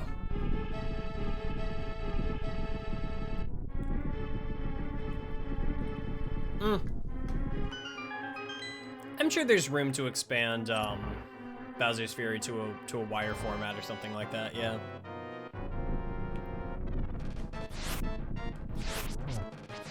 Okay, this is gonna be a thing. Let's see, boomerang? Can I use the boomerang here? Can I cheese this? Can I cheese this? Does the boomerang even do anything? I don't think it does. It does nothing to these creatures. Okay, boomerang is not reliable.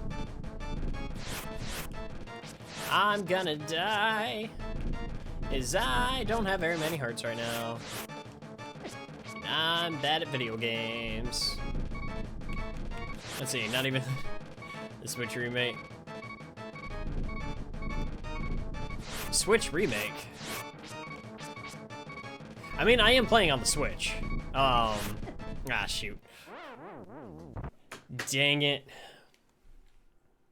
Actually, on that note, real quick, I will be back in just a second. I'm just gonna go switch off my laundry. It shouldn't take me but a couple of minutes. So if you will excuse me, I will be right back.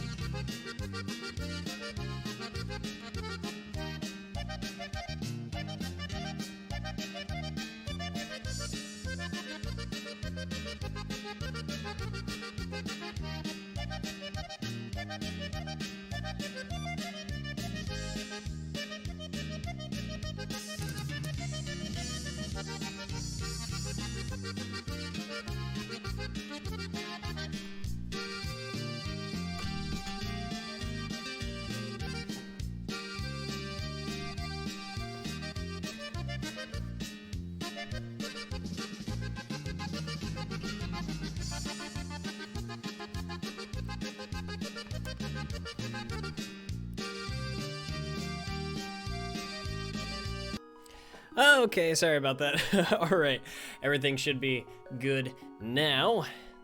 Those clothes are on their way to being not just clean, but also dry. So, all right.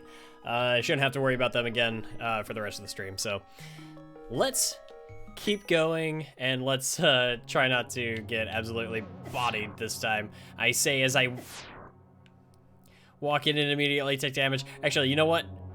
You know what? I will take the L, and I will spawn back in here with 4 hearts again.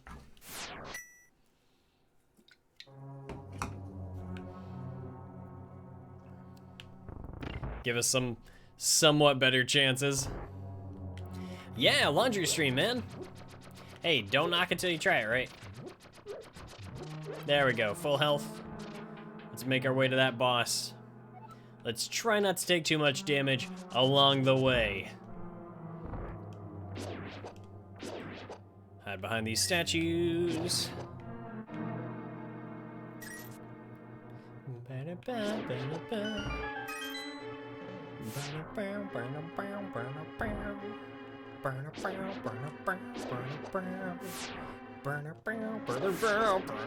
Oh my god, there's so many beams being fired all over the place. Okay, we're good. I know how to keep my cool on stream while playing video games. Let's see. All right, we'll take this guy out. Come on, turn around. All right, so we actually don't have to do the secret wall thing again. It just stays open. All right, let's try this one more time. Are you gonna go back to Zone of the Enders? Yes, I am absolutely gonna go back to Zone of the Enders at some point. I cannot review like just the first Zone of the Enders and not take the time to talk about Second Runner. Like if I'm gonna talk about the Zone of the Enders franchise, I'm at least gonna cover the good one. That and like I also have like everything. I have literally everything in the Zone of the Enders like collection. I've got like the collector's edition of the PS3 port. I've got the HD collection on the 360. I've got the DVD collection for the OVA and the anime series. I've got Zone of the Enders 2. I've got Mars. I've got and I've even got a complete boxed copy of Fist of Mars for the Game Boy Advance. Like, I am set. I am set on Zone of the Enders. Now, at this point, I just need a good, like, Jehuti replica. I have seen the Jehuti figures. They are so cool, but they're also pricey. I really want one at some point. Let's see. There was an anime. It was called Dolores. Kind of tied itself back into the that original OVA. But yes, there was a somewhere between I think it was like 12 and somewhere between 12 and 24 episode anime. All right, we got one down. I'm very low on health. I need to take these other guys out. Whoa. Oh, beans. All right, come on. Come on.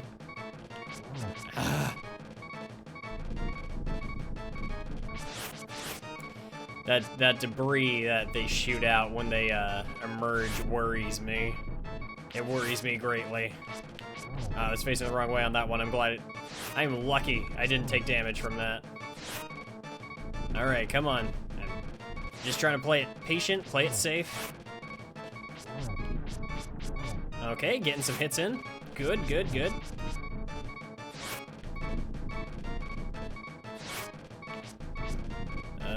Come on. Just go down, die. Die already. All right, that's one to go, one to go, one to go. We got this. All right, come on, big boy. Oh God, he's shooting out more debris. Okay. Yep, I walked right into that one. Don't do this to me, game, come on. Nope, nope, nope, nope, nope, nope. He probably doesn't have many more hits in him. He went back down so fast. Didn't even get a chance to hit the guy. Nope. There we go. Oh man, I wasn't sure if I was gonna be able to do that one.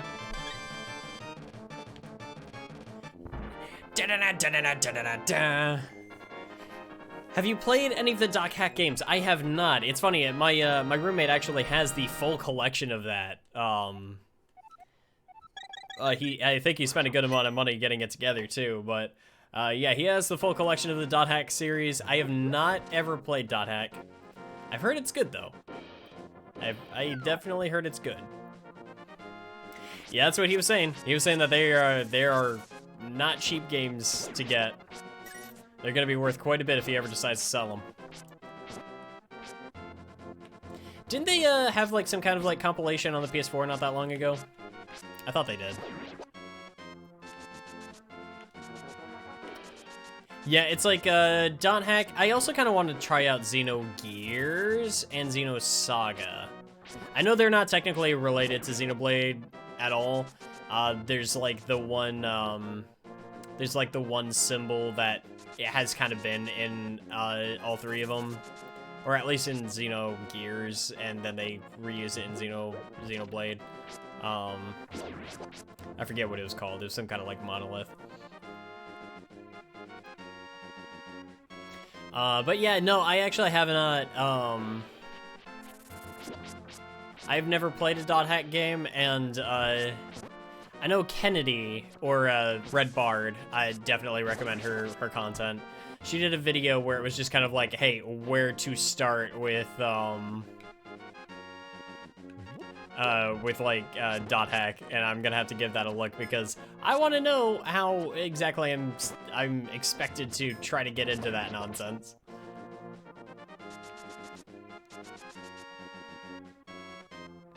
Oh yeah, no. Kennedy is wonderful. She does good work. I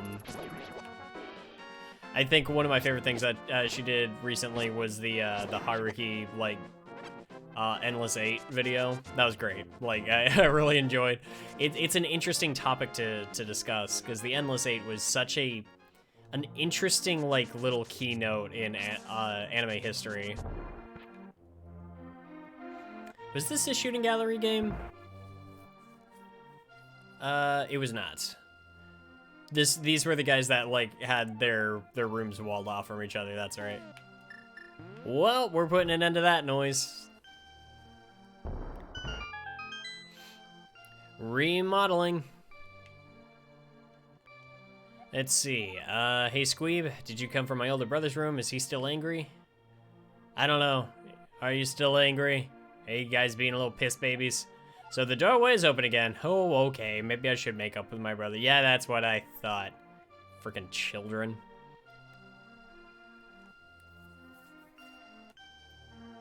Yes, how can I help you? If you can reach the goal within 15 seconds, we will give you something good. Ready, set, go. Okay. Shoot. I probably already messed this up. I did. I definitely messed this up. Alright, so which way do we want to go about this? I think I have all the tools to do this effectively now. Yeah, 20 seconds? Okay. Oh man, do I have to go all the way back up there? Ah, fine. Hey, how's it going? Welcome back to the stream.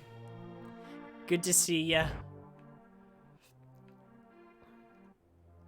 Oh, the whole Fortnite thing with like yeah, it's like, I don't mind. I stopped playing the game a while ago, so it's like I'm not super, okay, yeah, we're gonna try this crap again. Yeah, now we can lift this out of the way.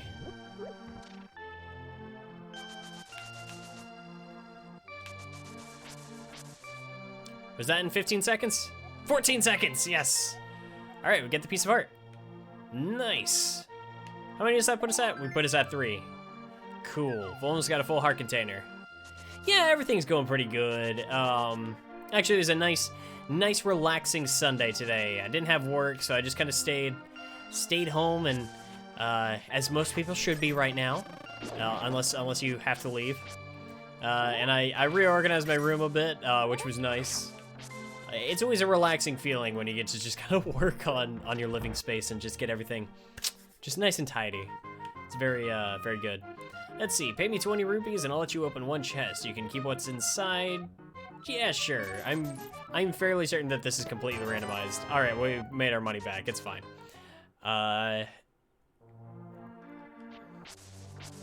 Let's see. Also, I got a dick and add, so Twitch thinks you scout the Waz. Oh man. That makes too much sense. Oh, yeah. I'm definitely living in a bigger space than I used to. Right when I first got out of college, my living space was very, very small. And so it's like I had to have everything all clumped together in one place. It wasn't the best. I'm a lot happier now that it's like I've got a separate room for like my office where I keep all of my content creation stuff and everything. All of that is to say, it's like you're not in the place that you're gonna be forever, you know.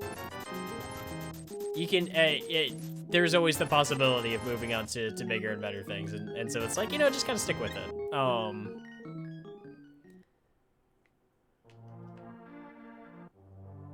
Is I didn't think I was gonna have this nice of a living situation like 2 years ago.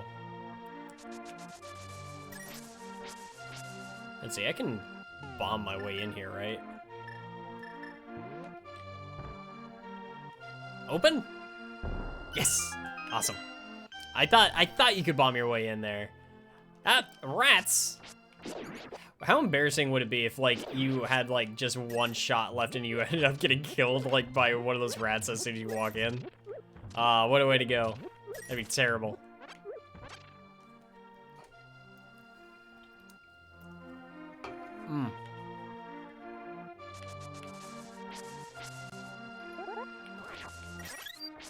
Let's see, so I guess that just leaves the one pendant that's up in Death Mountain, right? So I guess that should be where we go. Actually, real quick, let's hop down here, because I think there's a piece of heart down here. Well, we got bombs, rope. You want it? It's yours, my friend. Maybe there is not a piece of heart down here. Or either that or there's like a bombable wall that I missed or something. I could have sworn there was a piece of heart. I'm thinking of Link's Awakening, where it's like you go down the well and then there's a piece of heart down there. Yeah, that's what it was. That would suck to die by a rat. But me and my partner are saving up for a place. Going to trade class next week. Hey, that's awesome. Yeah, I'm glad. Yeah, see, it's like, I'm glad you're able to move on to some great stuff. I'm hoping everything works out for the two of you. Best of luck. Let's see. First Morshu reference in the stream. There will be more. I've already resisted the Morshu references a couple of times by now. So this will not be the last time. No, we've already been in here. Let's see, back up this way, I believe.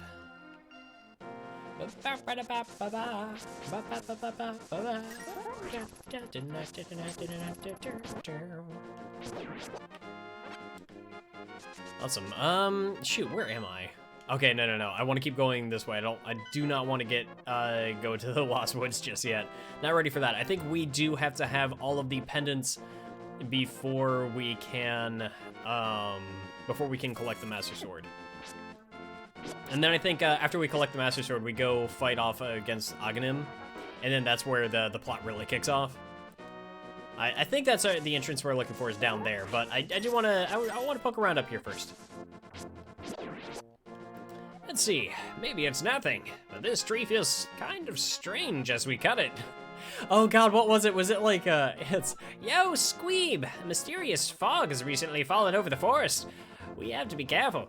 I think it's like once you get into the Dark World, it's like the tree is alive or something. Well, I mean, obviously it's alive. Trees are living things, but like, it's like sentient. I think that's what it was. God, suddenly the memories are starting to come back. I forgot what a good game this is. I should have come back to replay this again sooner. Really enjoying this so far. It's got such a nice like brisk pace. It's an easy game to just kind of sit down and pick up.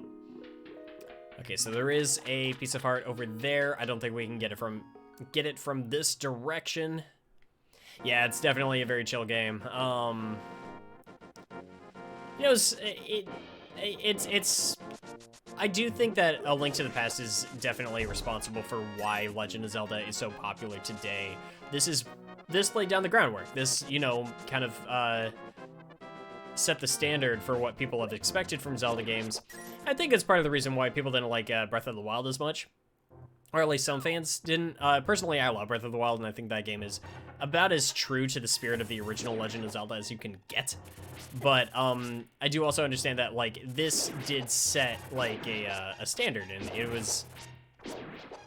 You had a certain understanding of what a Legend of Zelda experience was going to be once A Link to the Past hit the scene, and most of the games tried to recreate that experience afterward. I think we just keep going. Oh, I don't know who you are, but if you're going to go up the mountain, will you take me with you?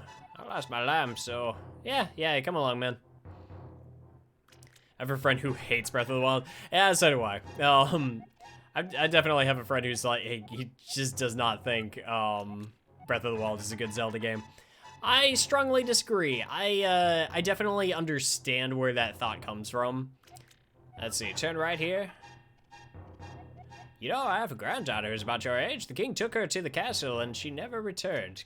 Kidnapping those maidens must be part of the wizard's plot.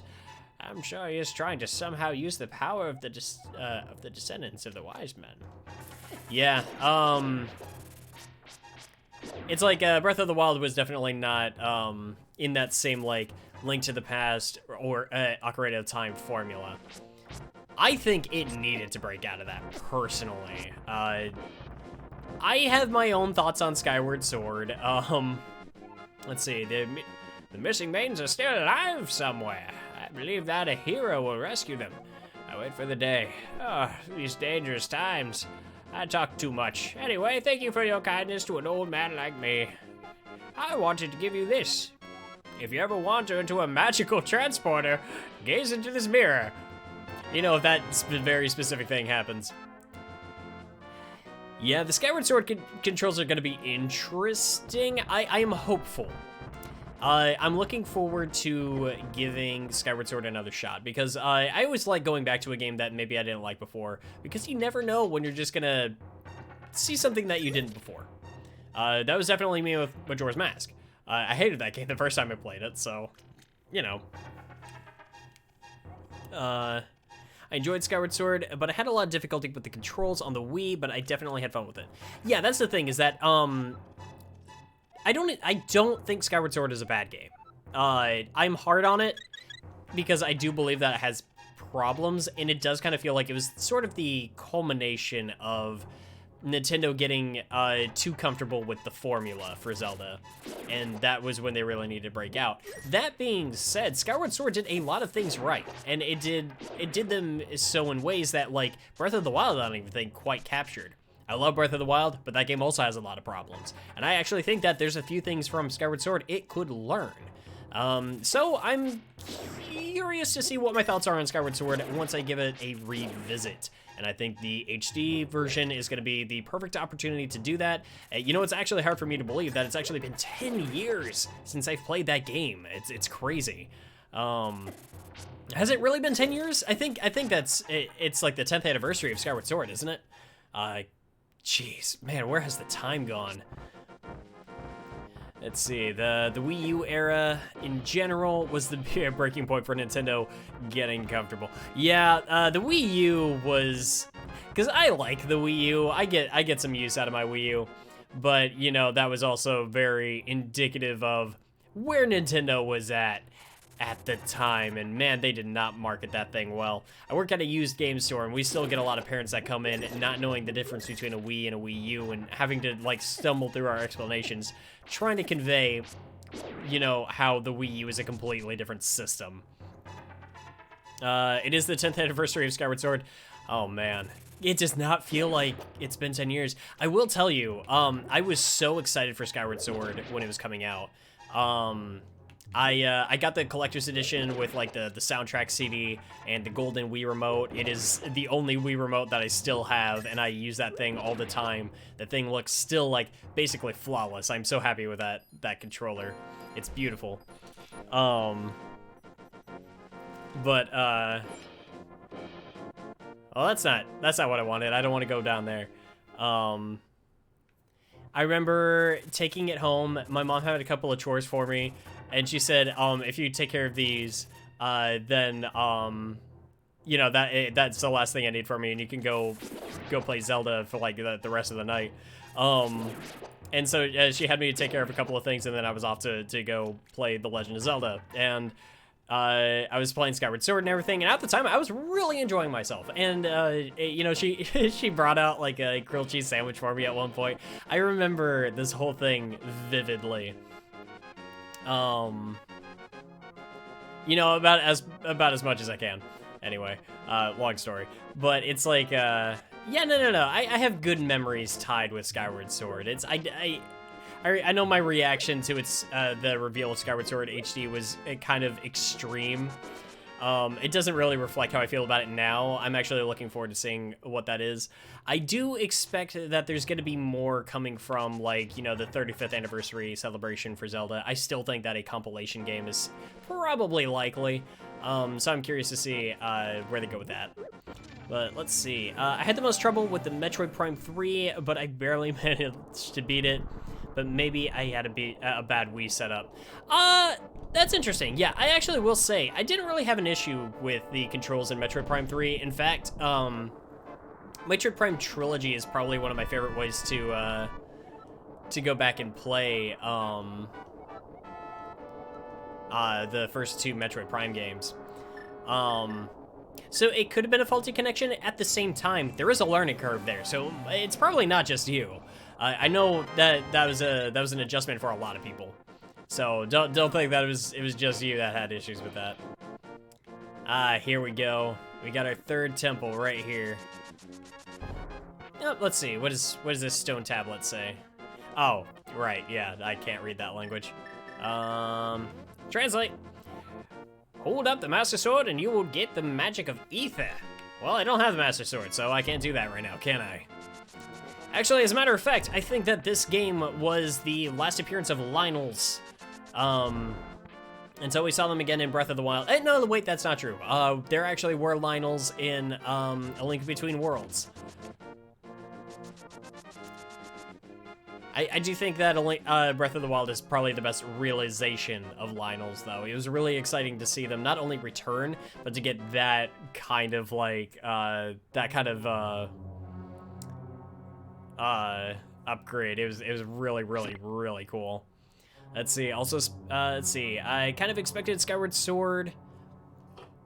Kind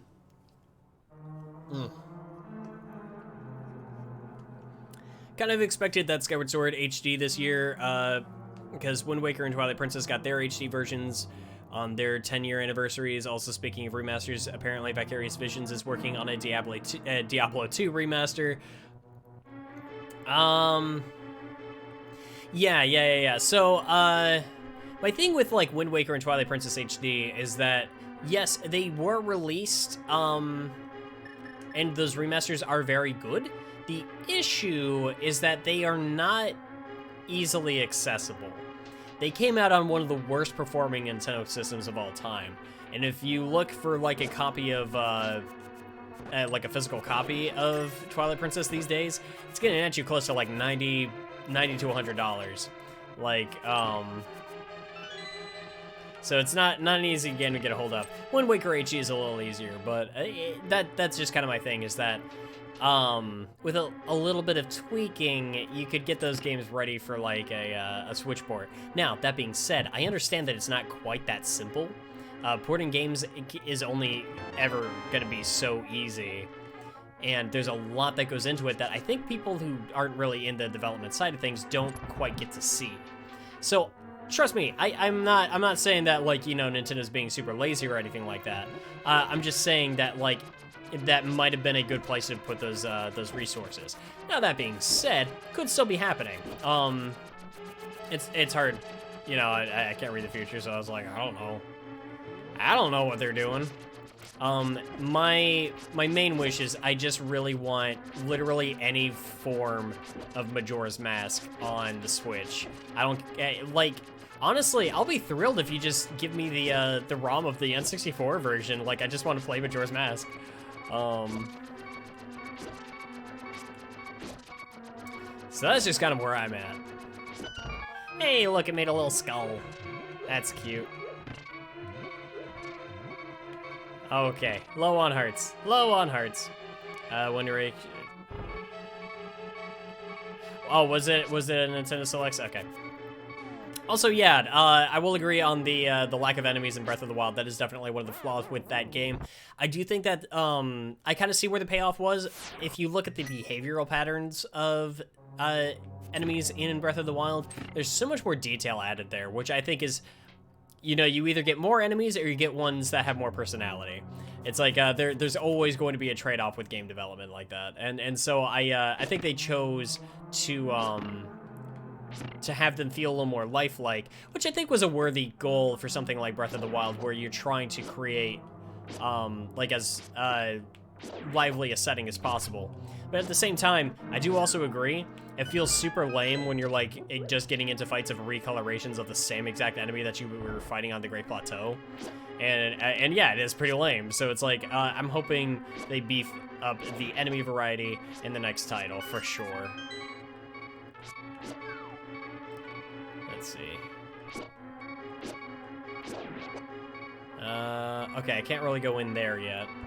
Let's see. I wish they would release an N64 thing. Like, yes, I absolutely agree. Like, I do not understand why there isn't support for like N64 games on the Switch. We're definitely at that point where we could really use them.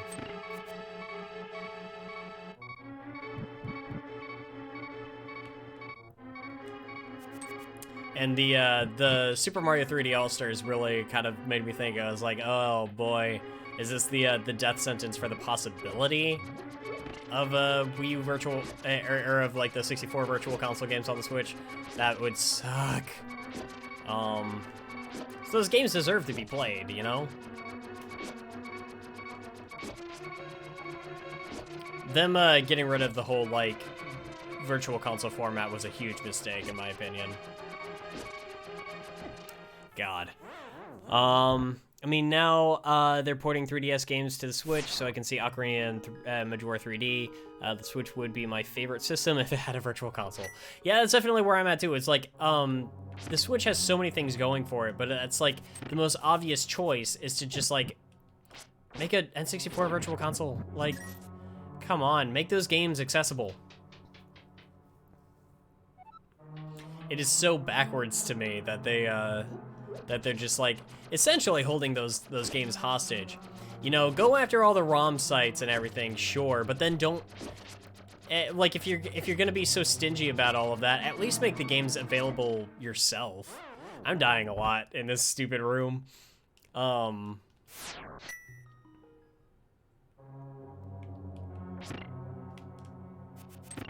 Yeah. It's like there's a disconnect there where it's like they're like, no, you can't do any emulating, because you'll take money away from us. Except you're not actually taking money away from them because they aren't making those games available. Like they're not making money from those games anyway. They can't get rid of the used game market. That's not how that works. It's like, God, it sucks. Especially since now, like, I've been seeing N64 prices and everything are just climbing, games and hardware. It's not easy to go back and relive those titles. And I think that larger game companies, especially something like Nintendo, that has had such an impact on the development of the game industry, they have a responsibility to preserve those experiences and to help make those games available. They are failing in that duty. So it's like, I don't like criticizing Nintendo because I love Nintendo, but at the same time, Nintendo frustrates me. N64 Virtual Console makes sense in a timeline manner, because it's 4 consoles behind and has been fit. Yeah.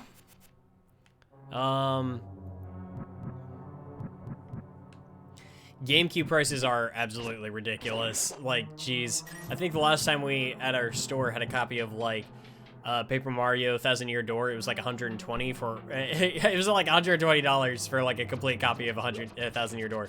I don't know if that price has gone down at all. If anything, it's probably gone up. It's ridiculous. Yeah, no, so it's like, yeah, you're dropping the ball, Nintendo. Game preservation should be taken so much more seriously. And it's just constantly going to the wayside. And,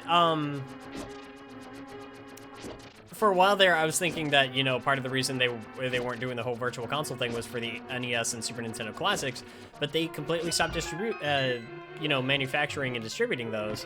So it's like, yeah, it's not really a good excuse anymore, you know what I mean? Like, just release the damn games.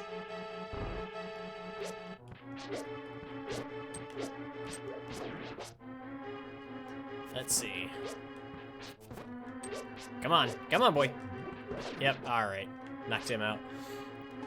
Let's see, I'm also pissed at Capcom for the lack of releases. Like, there's so many great fighters. Yeah. I know one thing that I definitely want to see. I just want to see Marvel vs. Capcom 2, like, ported to modern systems. It is so strange to me that that game is just it's just not available. It's like, is the licensing that hard to acquire? I don't get it. I mean, big boy company like Capcom should be able to get the license to re-release, God, I keep dying! That's okay. Actually, this benefits me because that puts me back where I wanted to be. Did they re-release MVC3? Yeah, but not 2. See, my thing, do a complete remake of MVC2. But like, have the option to either play like essentially straight port of MVC2, or have the ability to play with a new art style that's based off the actual like illustrations for MVC2, but like done with a sort of Guilty Gear cell shading kind of vibe. Like, how awesome would that be? Yeah, I would think both Capcom and Marvel would be happy to make money on it. Yeah, I guess nowadays that a lot of that comes down to Disney, but even Disney, you would think, would be happy to make the money. So it's like, I'm not sure. I don't know that much about licensing shenanigans. I know that it was quite the hassle to get the Scott Pilgrim game back up and running, but hey, it did happen. I think they were just holding out for that 10th anniversary. Well, it's like, you know, come on.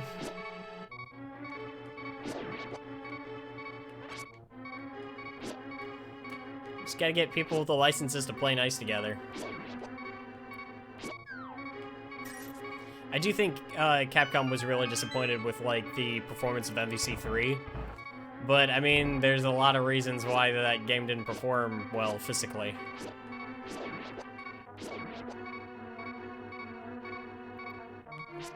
Ah, come on.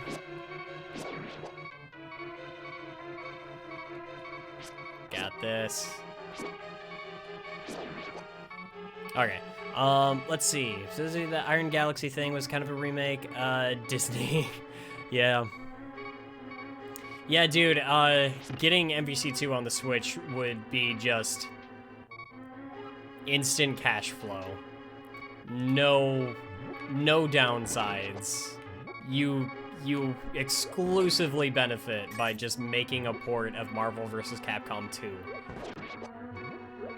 That, I guarantee, as soon as that hits like the digital market, it will be like the best-selling game of that month.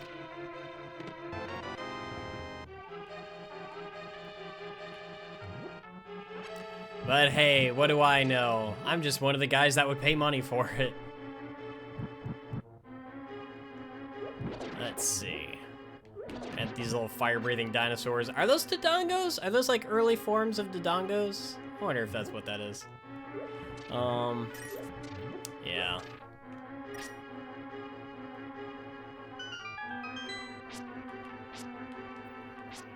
God, these little worm dudes. Come on. Nope. Die. Die. Die, die, die, die, die.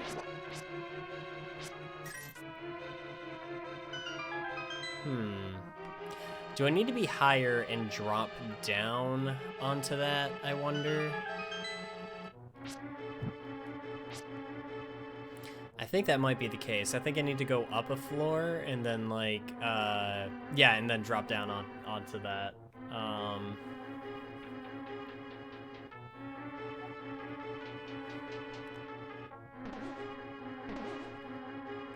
may have messed it up though.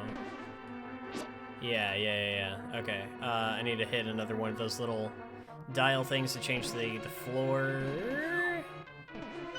Okay. Nope, stop chasing me.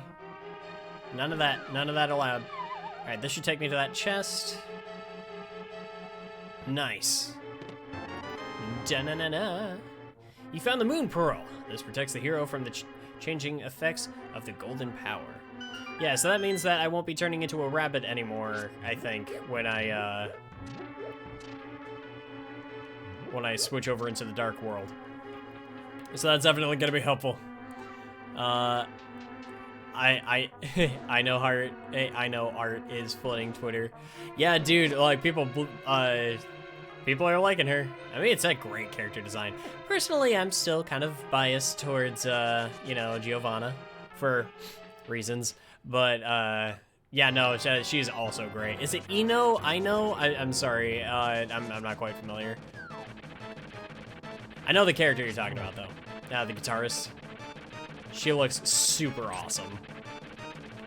It's such a great character design. I mean, the color scheme, for one thing, is fantastic. But also just, like, the way that outfit, like, comes together. And it really complements the character's attitude. Add that with a whole guitar dynamic. Man, it's so stylish. I mean, not to mention, you know, she's also just pretty, but whatever. That's neither here nor there. Okay, nope, no! God, freaking! I was hoping that this was the time in my life that I was going to get through that entire boss fight without getting knocked down once. I hate that boss so much. Oh. All right, let's try this again, because I think that resets its health entirely. Do you have hearts? Do you have hearts? Do you have hearts? Give me hearts. Give me hearts. Give me hearts. Give me hearts, you coward. Do you just not die? I don't think that thing dies. Okay.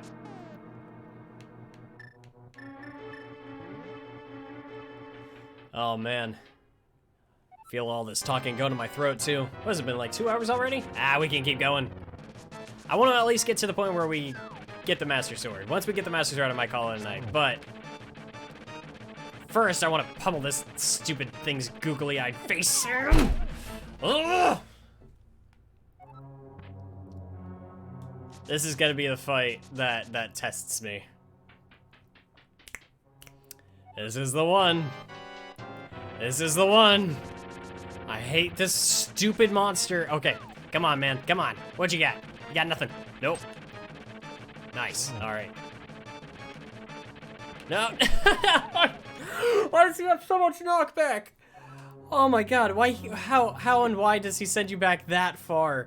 Let's see. Is my way blocked if I hit this thing? Does that change the layout up there at all? I want to know if that gives me more room to breathe. Let's find out. Let's find out. It's probably just gonna block my way over to the boss. Never mind, it changes nothing. If anything, it probably just like changes like, if you fall down a certain way, it like, you'll keep falling down holes and it'll send you further and further and further down the palace.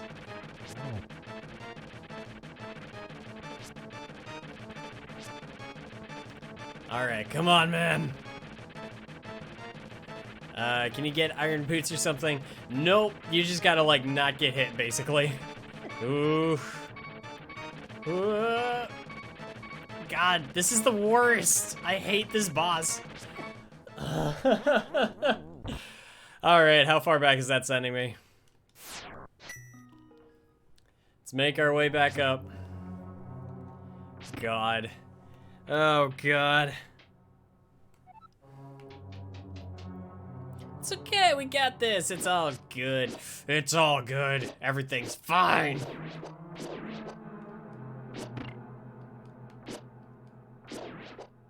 All right. Let's see, is there anything in these pots? Anything for me? Not a whole lot. Yep, okay. We can go this way. We can scoot our way through the...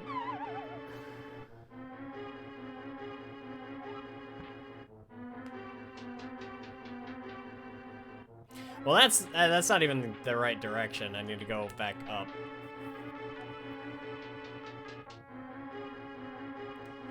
Oh shoot, I'm not trapped in here, am I? Oh man, is there a switch I can hit?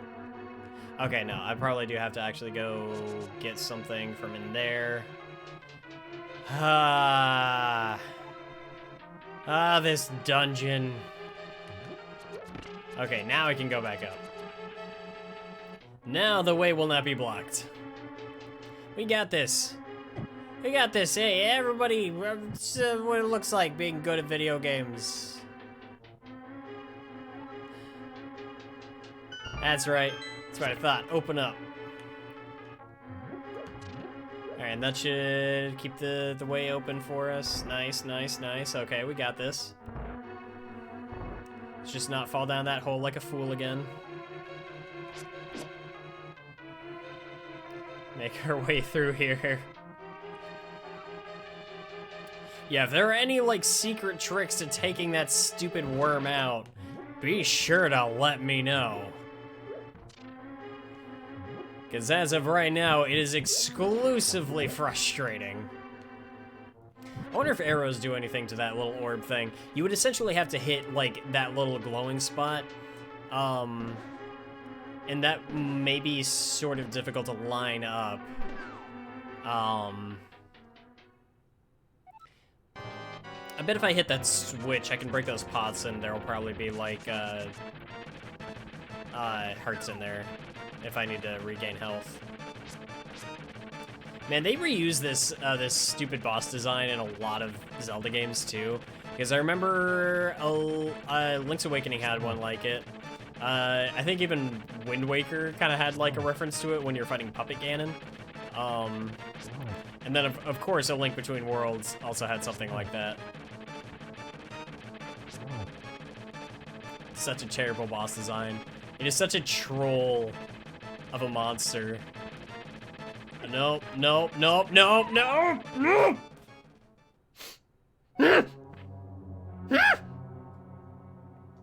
It's fine. Everything's fine. Everything's all good. Oh god, I feel my voice go. Oh god damn it! No! Okay.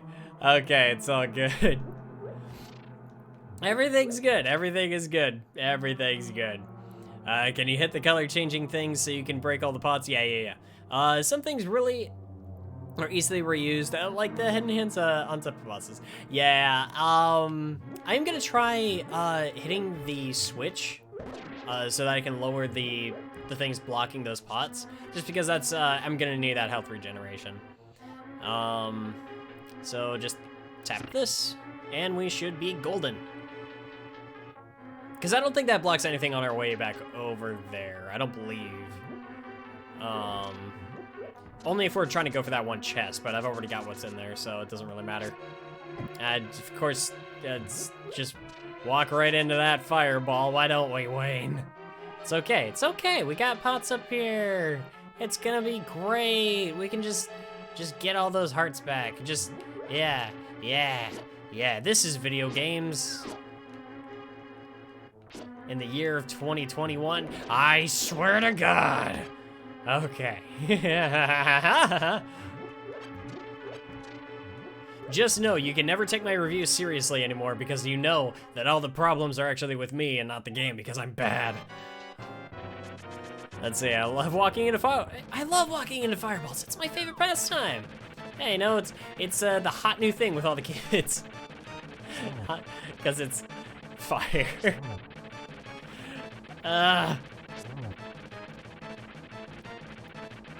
Nope. Oh, I got cocky. Oh, man.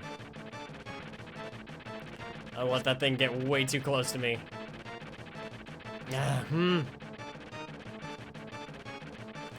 I wonder, does the boomerang do anything? Probably not. It does not. The boomerang passes right by it. I miss in a Link's Awakening, the boomerang is broken. Like, it just decimates everything it touches. All right, so I think he speeds up for a little bit, he charges around, and then he will eventually slow back down. I think. No, wait, does he just keep going fast? Oh, is this what we're doing?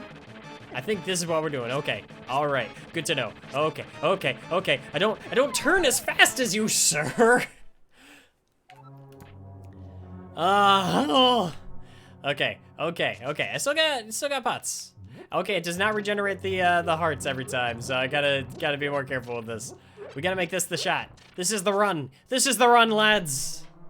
We got this.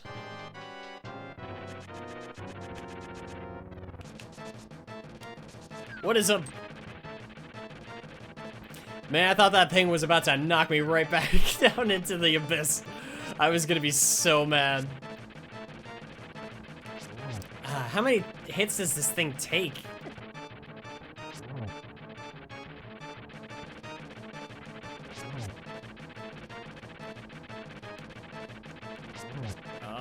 All right. Yep, that's it, buddy, that's it. All right, now he's going faster. See what I say? This was the run. This was the run. Master at video games. I've never been bad at video games in my entire life. Not once. I'm a gamer god. Now we can go to the Lost Woods and collect the Master's Sword. I think. Yes. Yes, we absolutely can. Oh my god. I hate that boss so much. Well, you can look forward to me complaining about that stupid thing in the review.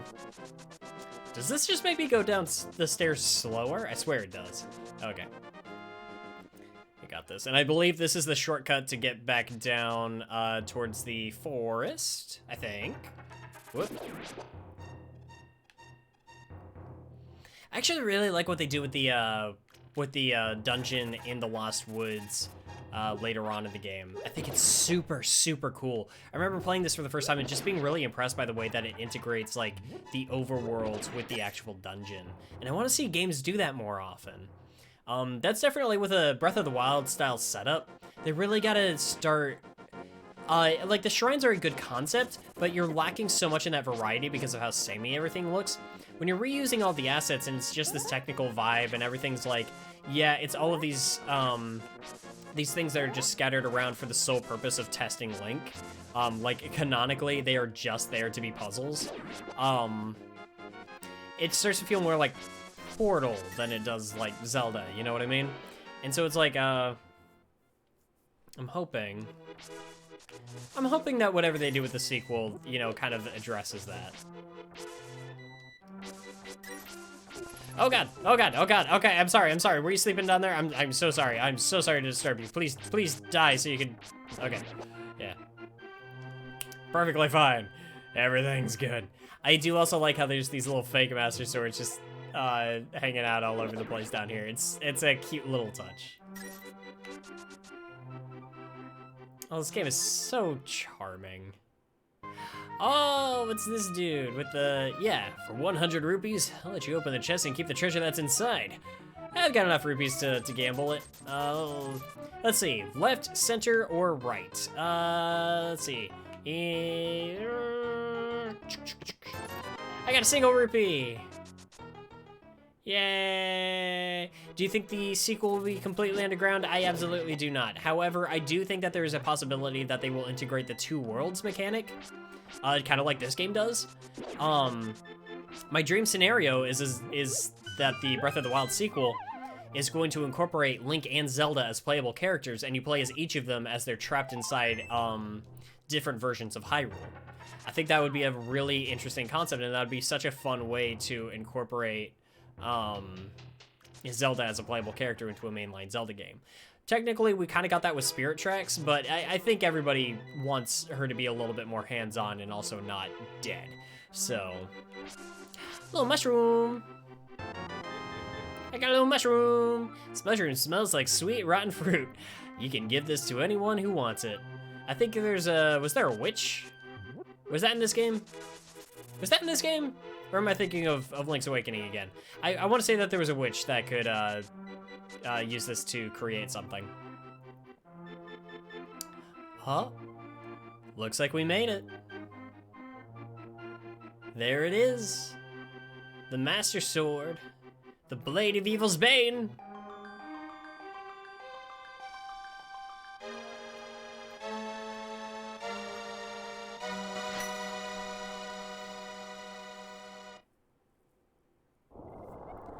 Suddenly, Sasha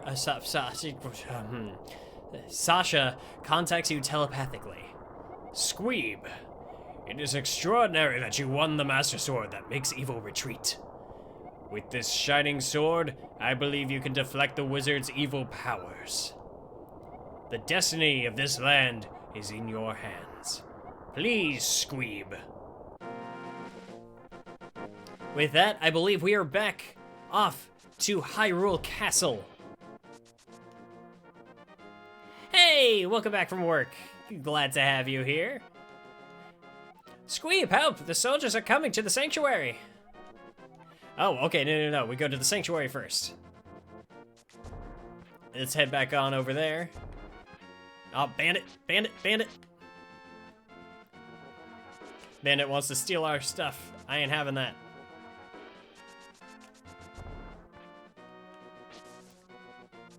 Let's see. Is this a way out? It is. Okay, cool. I like the jacket. Yeah. It's a hoodie. It's even got like the hood and everything. I think it's got like the traveler shield printed on the back. It's a really nice hoodie. I bought it at MagFest a few years back. It kind of clashes with the Link cap, but it's Zelda Day. It's Zelda Day. We're wearing everything.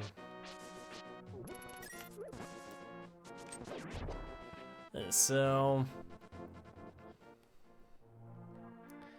okay, the sanctuary, I believe, is not that far from here. Yeah, it's like right there. Okay, yeah, this will be a short trip. I think it's like, Aghanim has kidnapped Princess Zelda, from the sanctuary, and we gotta go back up and basically find that she's gone before we can go off to save her. I really want that hoodie. Hopefully it's cheap online. I think I paid about 60 for it when I got it. I don't know how much it goes for online, if it's still available. I want to say that maybe you could even find something on Etsy. Etsy's usually really high quality. It's usually not the cheapest thing, but I mean, you know, a lot of those artists really know what their work is worth, you know what I mean?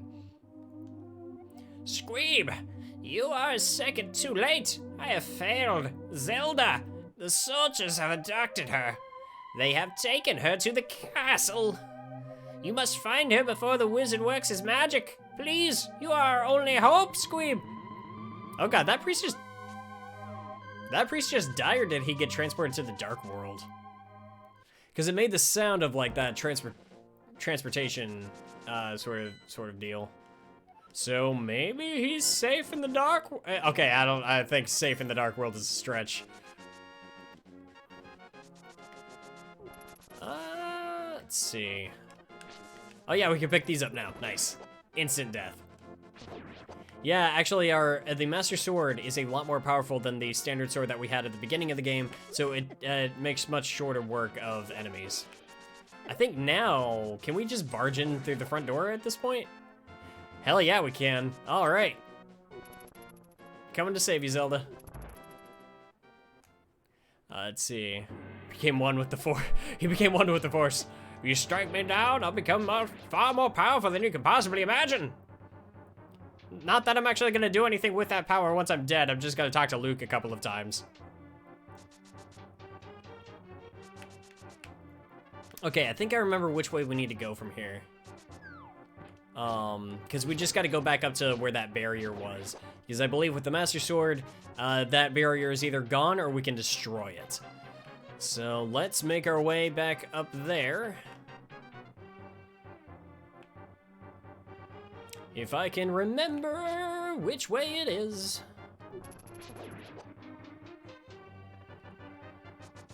All right, come on. Oh man, I'll tell you what, I'm gonna need a hot drink after this. Been putting my voice through a lot of work over the past couple of days, and I can definitely feel it right now. So, all right, here's the Seal of Aghanim. So now we've got it destroyed. Maybe he did some stuff off screen. Mayhaps. Whoop. My god, my god. All right, that's one down. Man, these guys are, these guys take some punishment, don't they? As if the first mace guy from the beginning of the game wasn't enough. Maybe Obi-Wan Kenobi did do some stuff off screen, but it's like, that's not an actual criticism with those films. I actually like the idea that, you know, he moved on to a better state of being once he was defeated and all of that. I don't know, it kept that, there was still this really interesting mystery to the Force and everything. That's why I'm like, people are always get on about like, I have my own issues with the newer Star Wars movies. However, Rey was never one of them. Well, until they kind of botched her character in the third movie. In Rise of Skywalker, I don't like what they did with Rey. But she was like my favorite character back in Force Awakens and everything. And I had this issue with everybody saying like, you know, that's not what the Force does, and like she needs more training and everything. I'm like, dude, the entire appeal of the Force is that we don't understand it, and Jedi don't understand it. It's like that was supposed to be the thing, is that they have this this concept that it's not something you control, it's something that you feel, it's something that you have a relationship with. You know, you let the Force work through you. You're not using it. Sorry, I don't want to turn this into a Star Wars podcast because I feel like that is a rabbit hole. But, I don't know. But yeah, no, I did progressively like, I was kind of half and half with, Last Jedi. I think it's the best work. It is by far the best looking film Star Wars has ever had. Rian Johnson is a master with camera work. That film is gorgeous. However, I do think that there were some missteps in the storytelling. There were some things with the storytelling I really liked. There were some other things that I felt were kind of stupid. And then Rise of Skywalker is an unhinged disaster of a film, and we deserved Duel of the Fates instead.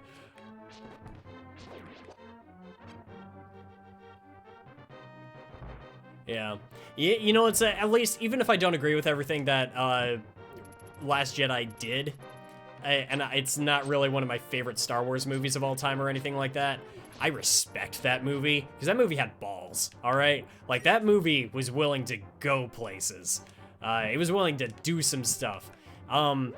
I think it kind of chickened out on a thing here or there, but for the most part, it had some like really crazy concepts and ideas, and it stuck with them, and I like that. I would rather you do something insane and have me not quite feel that decision than for you to just play it safe and not take any risks at all. You know what I mean? So it's like I respect Last Jedi more than I enjoy it. Rise of Skywalker is a corporate sludge fest. Like, God, that freaking movie. Again, sorry. Hey, I'm not going off on all that. I guess my last thing about, like, Star Wars, I gotta say, if everybody's seen Mandalorian and knows, like, that big little plot twist towards the end, I think the whole Luke Skywalker thing was cool, but there were a couple of things that kind of threw me off. One was the CGI face. Just cast Sebastian Stan. He's perfect for the role. And second is that I was a little disappointed that it was Luke Skywalker, as strange as that sounds. I was fully expecting, for them to introduce, like, a Jedi that, Grogu had communicated with, and I really wanted it to be Cal Kestis. I really, really wanted it to be Cal Kestis. My main reason is because we know where Luke Skywalker's story goes at this point. There's no more mystery there. We don't have any more ideas for what could possibly be happening with Grogu. The answers are all there now. However, if he had gone with Cal Kestis, suddenly all the mysteries open up. We have to wonder, like, man, what kind of adventures are they going to be going on now? Like, maybe that's something that could be told. Is it something that has to be told? It at least raises questions. The Luke Skywalker reveal was just safe.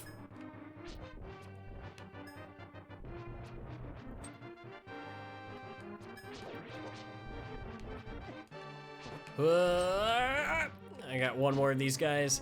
Oh man, I still have a whole boss too. I probably should have filled up on some health potion before coming back into this place. That's okay, I think we got this. From what I can remember, Aghanim is really not that difficult of a boss. So I think we will be okay. Plus, there's probably some chance for some health pickups along the way. Let's push that crap out of my way.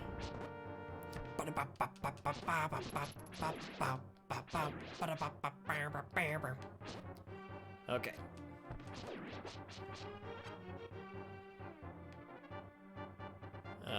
No. What you here for, man? Yeah, that's what I thought. Your request for life has been denied.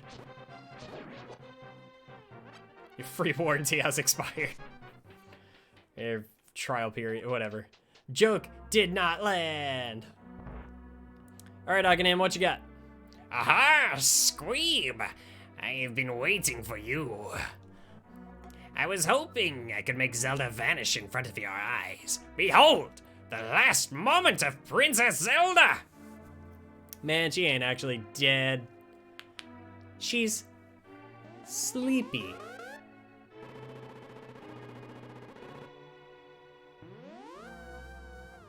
Yeah, she's fine.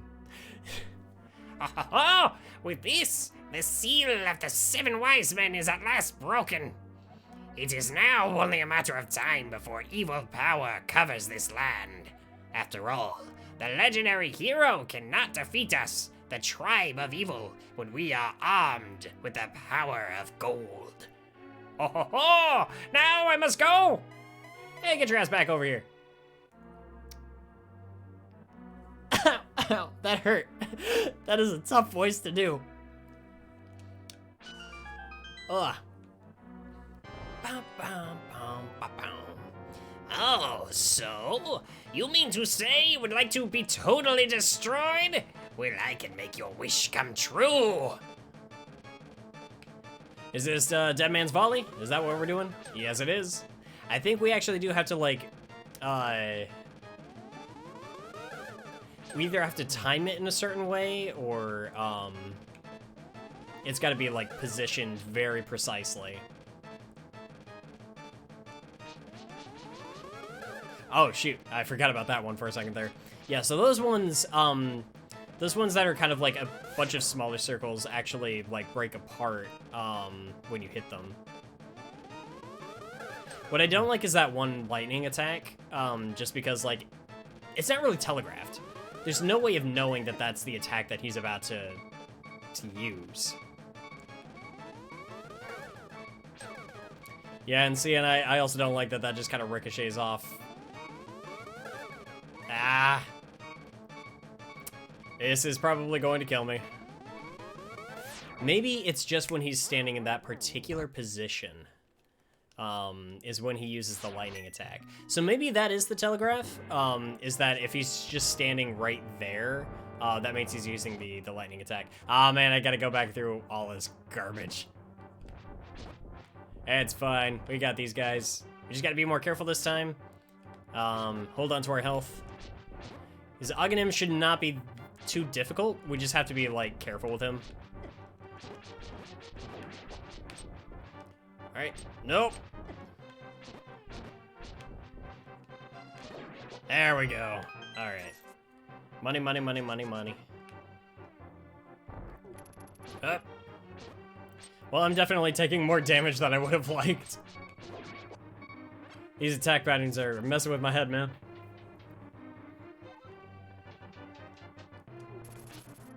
Ah! God, screw all of you.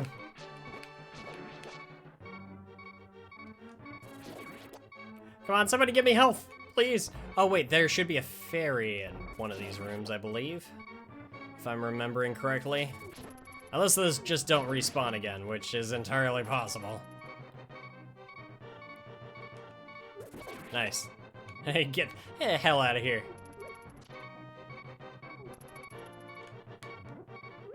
Nice, all right. Gotta get going, have fun, and good night. Well, thank you so much for joining. I'm really glad that you were able to be here. I had a good time, and I'm probably gonna call it quits once I've beaten Aghanim and we get transported to the Dark World and all that good stuff. So glad you were able to be here, and I had a really good time tonight. Hope you did too, and I will see you next time. Or see you next mission, rather. I forgot my own catchphrase for a second there. What? Nope. Nope. Oh, come on. Come on, somebody drop a fairy. I need more health. Like, really bad. Oh, man. Yeah. Yeah, watch me just have to redo all of this again. What a mess. What a mess this is. Oh, for shame. Ooh. That guy snuck up on me. Let's see.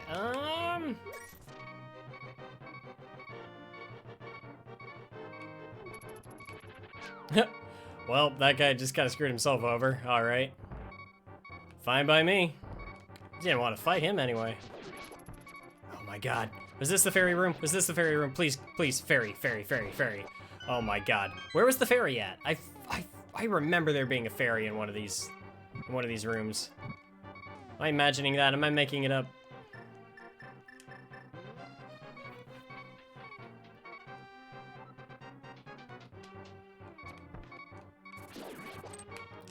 Nope. Denied. Denied. Aha! Walked right into that. Fool! What you got? Nothing.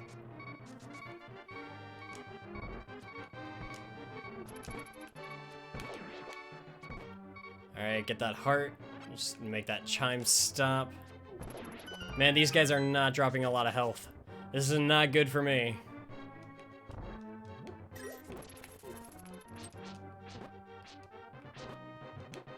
Whoop. Yep, shouldn't have removed that pot yet. It's okay, got this. Ah! I hate, like, getting through all the tough guys and then, like, the smallest enemy on the map, like, does damage to me. It's the most frustrating thing in the world. It's like, man, because now on top of hurting, I feel stupid.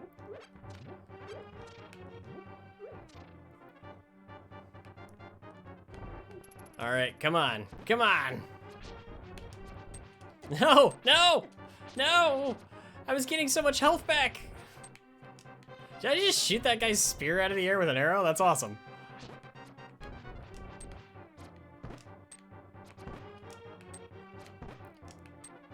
I ain't really gonna be using these arrows on Aghanim, so I don't mind wasting them on these guys. They're giving me trouble anyway. Ah, come on!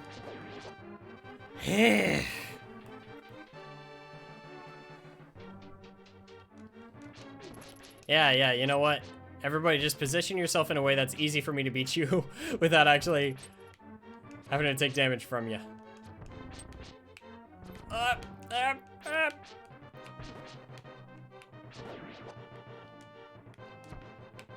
Oh, shoot. Well, that's not good. Man, I'm about to go into this boss fight with, like, no health. This is terrible.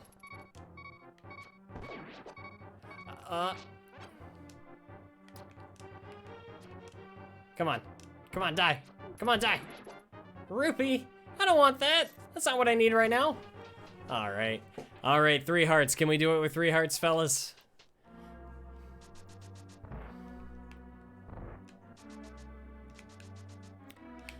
Wonder if I should find like a name for the audience. I I mean, the Discord channel is called, like, the boss room. Ah. Okay, yeah. Arrows ain't gonna do nothing to this guy. Oh, of course. Of course that hits me.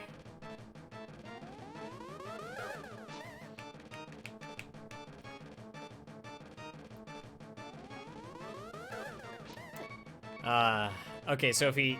Yeah, okay, so that's the lightning attack. That's the lightning attack. That is the lightning attack. Okay, now we know. If he goes into that position, that's what it's gonna be. Nice, alright, we got one good hit on him. Is it gonna be another stupid... Yeah, okay.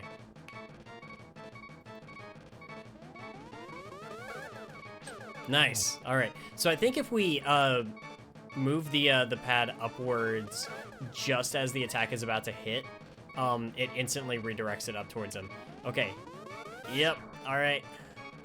I think on that move, we need to be a little higher up on the field. Otherwise it spreads. Wayne's workers. I don't know about that. I'll mull over it. Alright, alright. We're doing okay so far. Nice. I got another hit in on him. Alright, yeah. I want to be a little higher up. Because it spreads more the further down the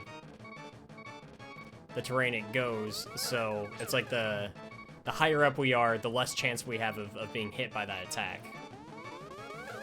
And I definitely don't want to get hit by that attack. Like I got hit with that one, like a fool! Ah, well met. I can't do that voice anymore. Like the true hero that you are, but I am not ready to admit defeat yet. I will draw you into the dark world.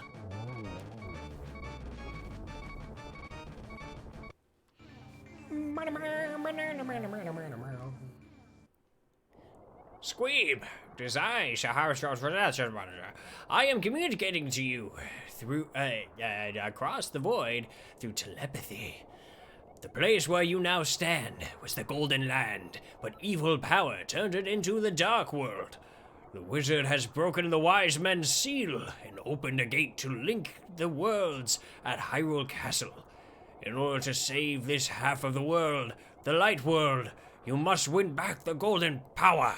You must also rescue the 7 maidens who Aghanim sent to the Dark World.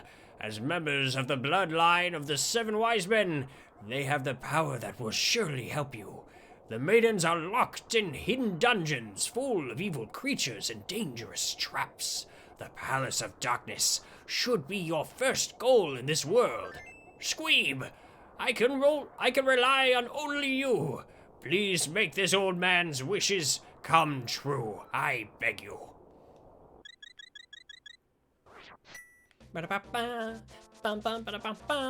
Well, with that, ladies and gentlemen, I think I'm gonna call it quits for tonight. My voice hurts. My throat hurts really bad. Like I need to just stop talking for a while.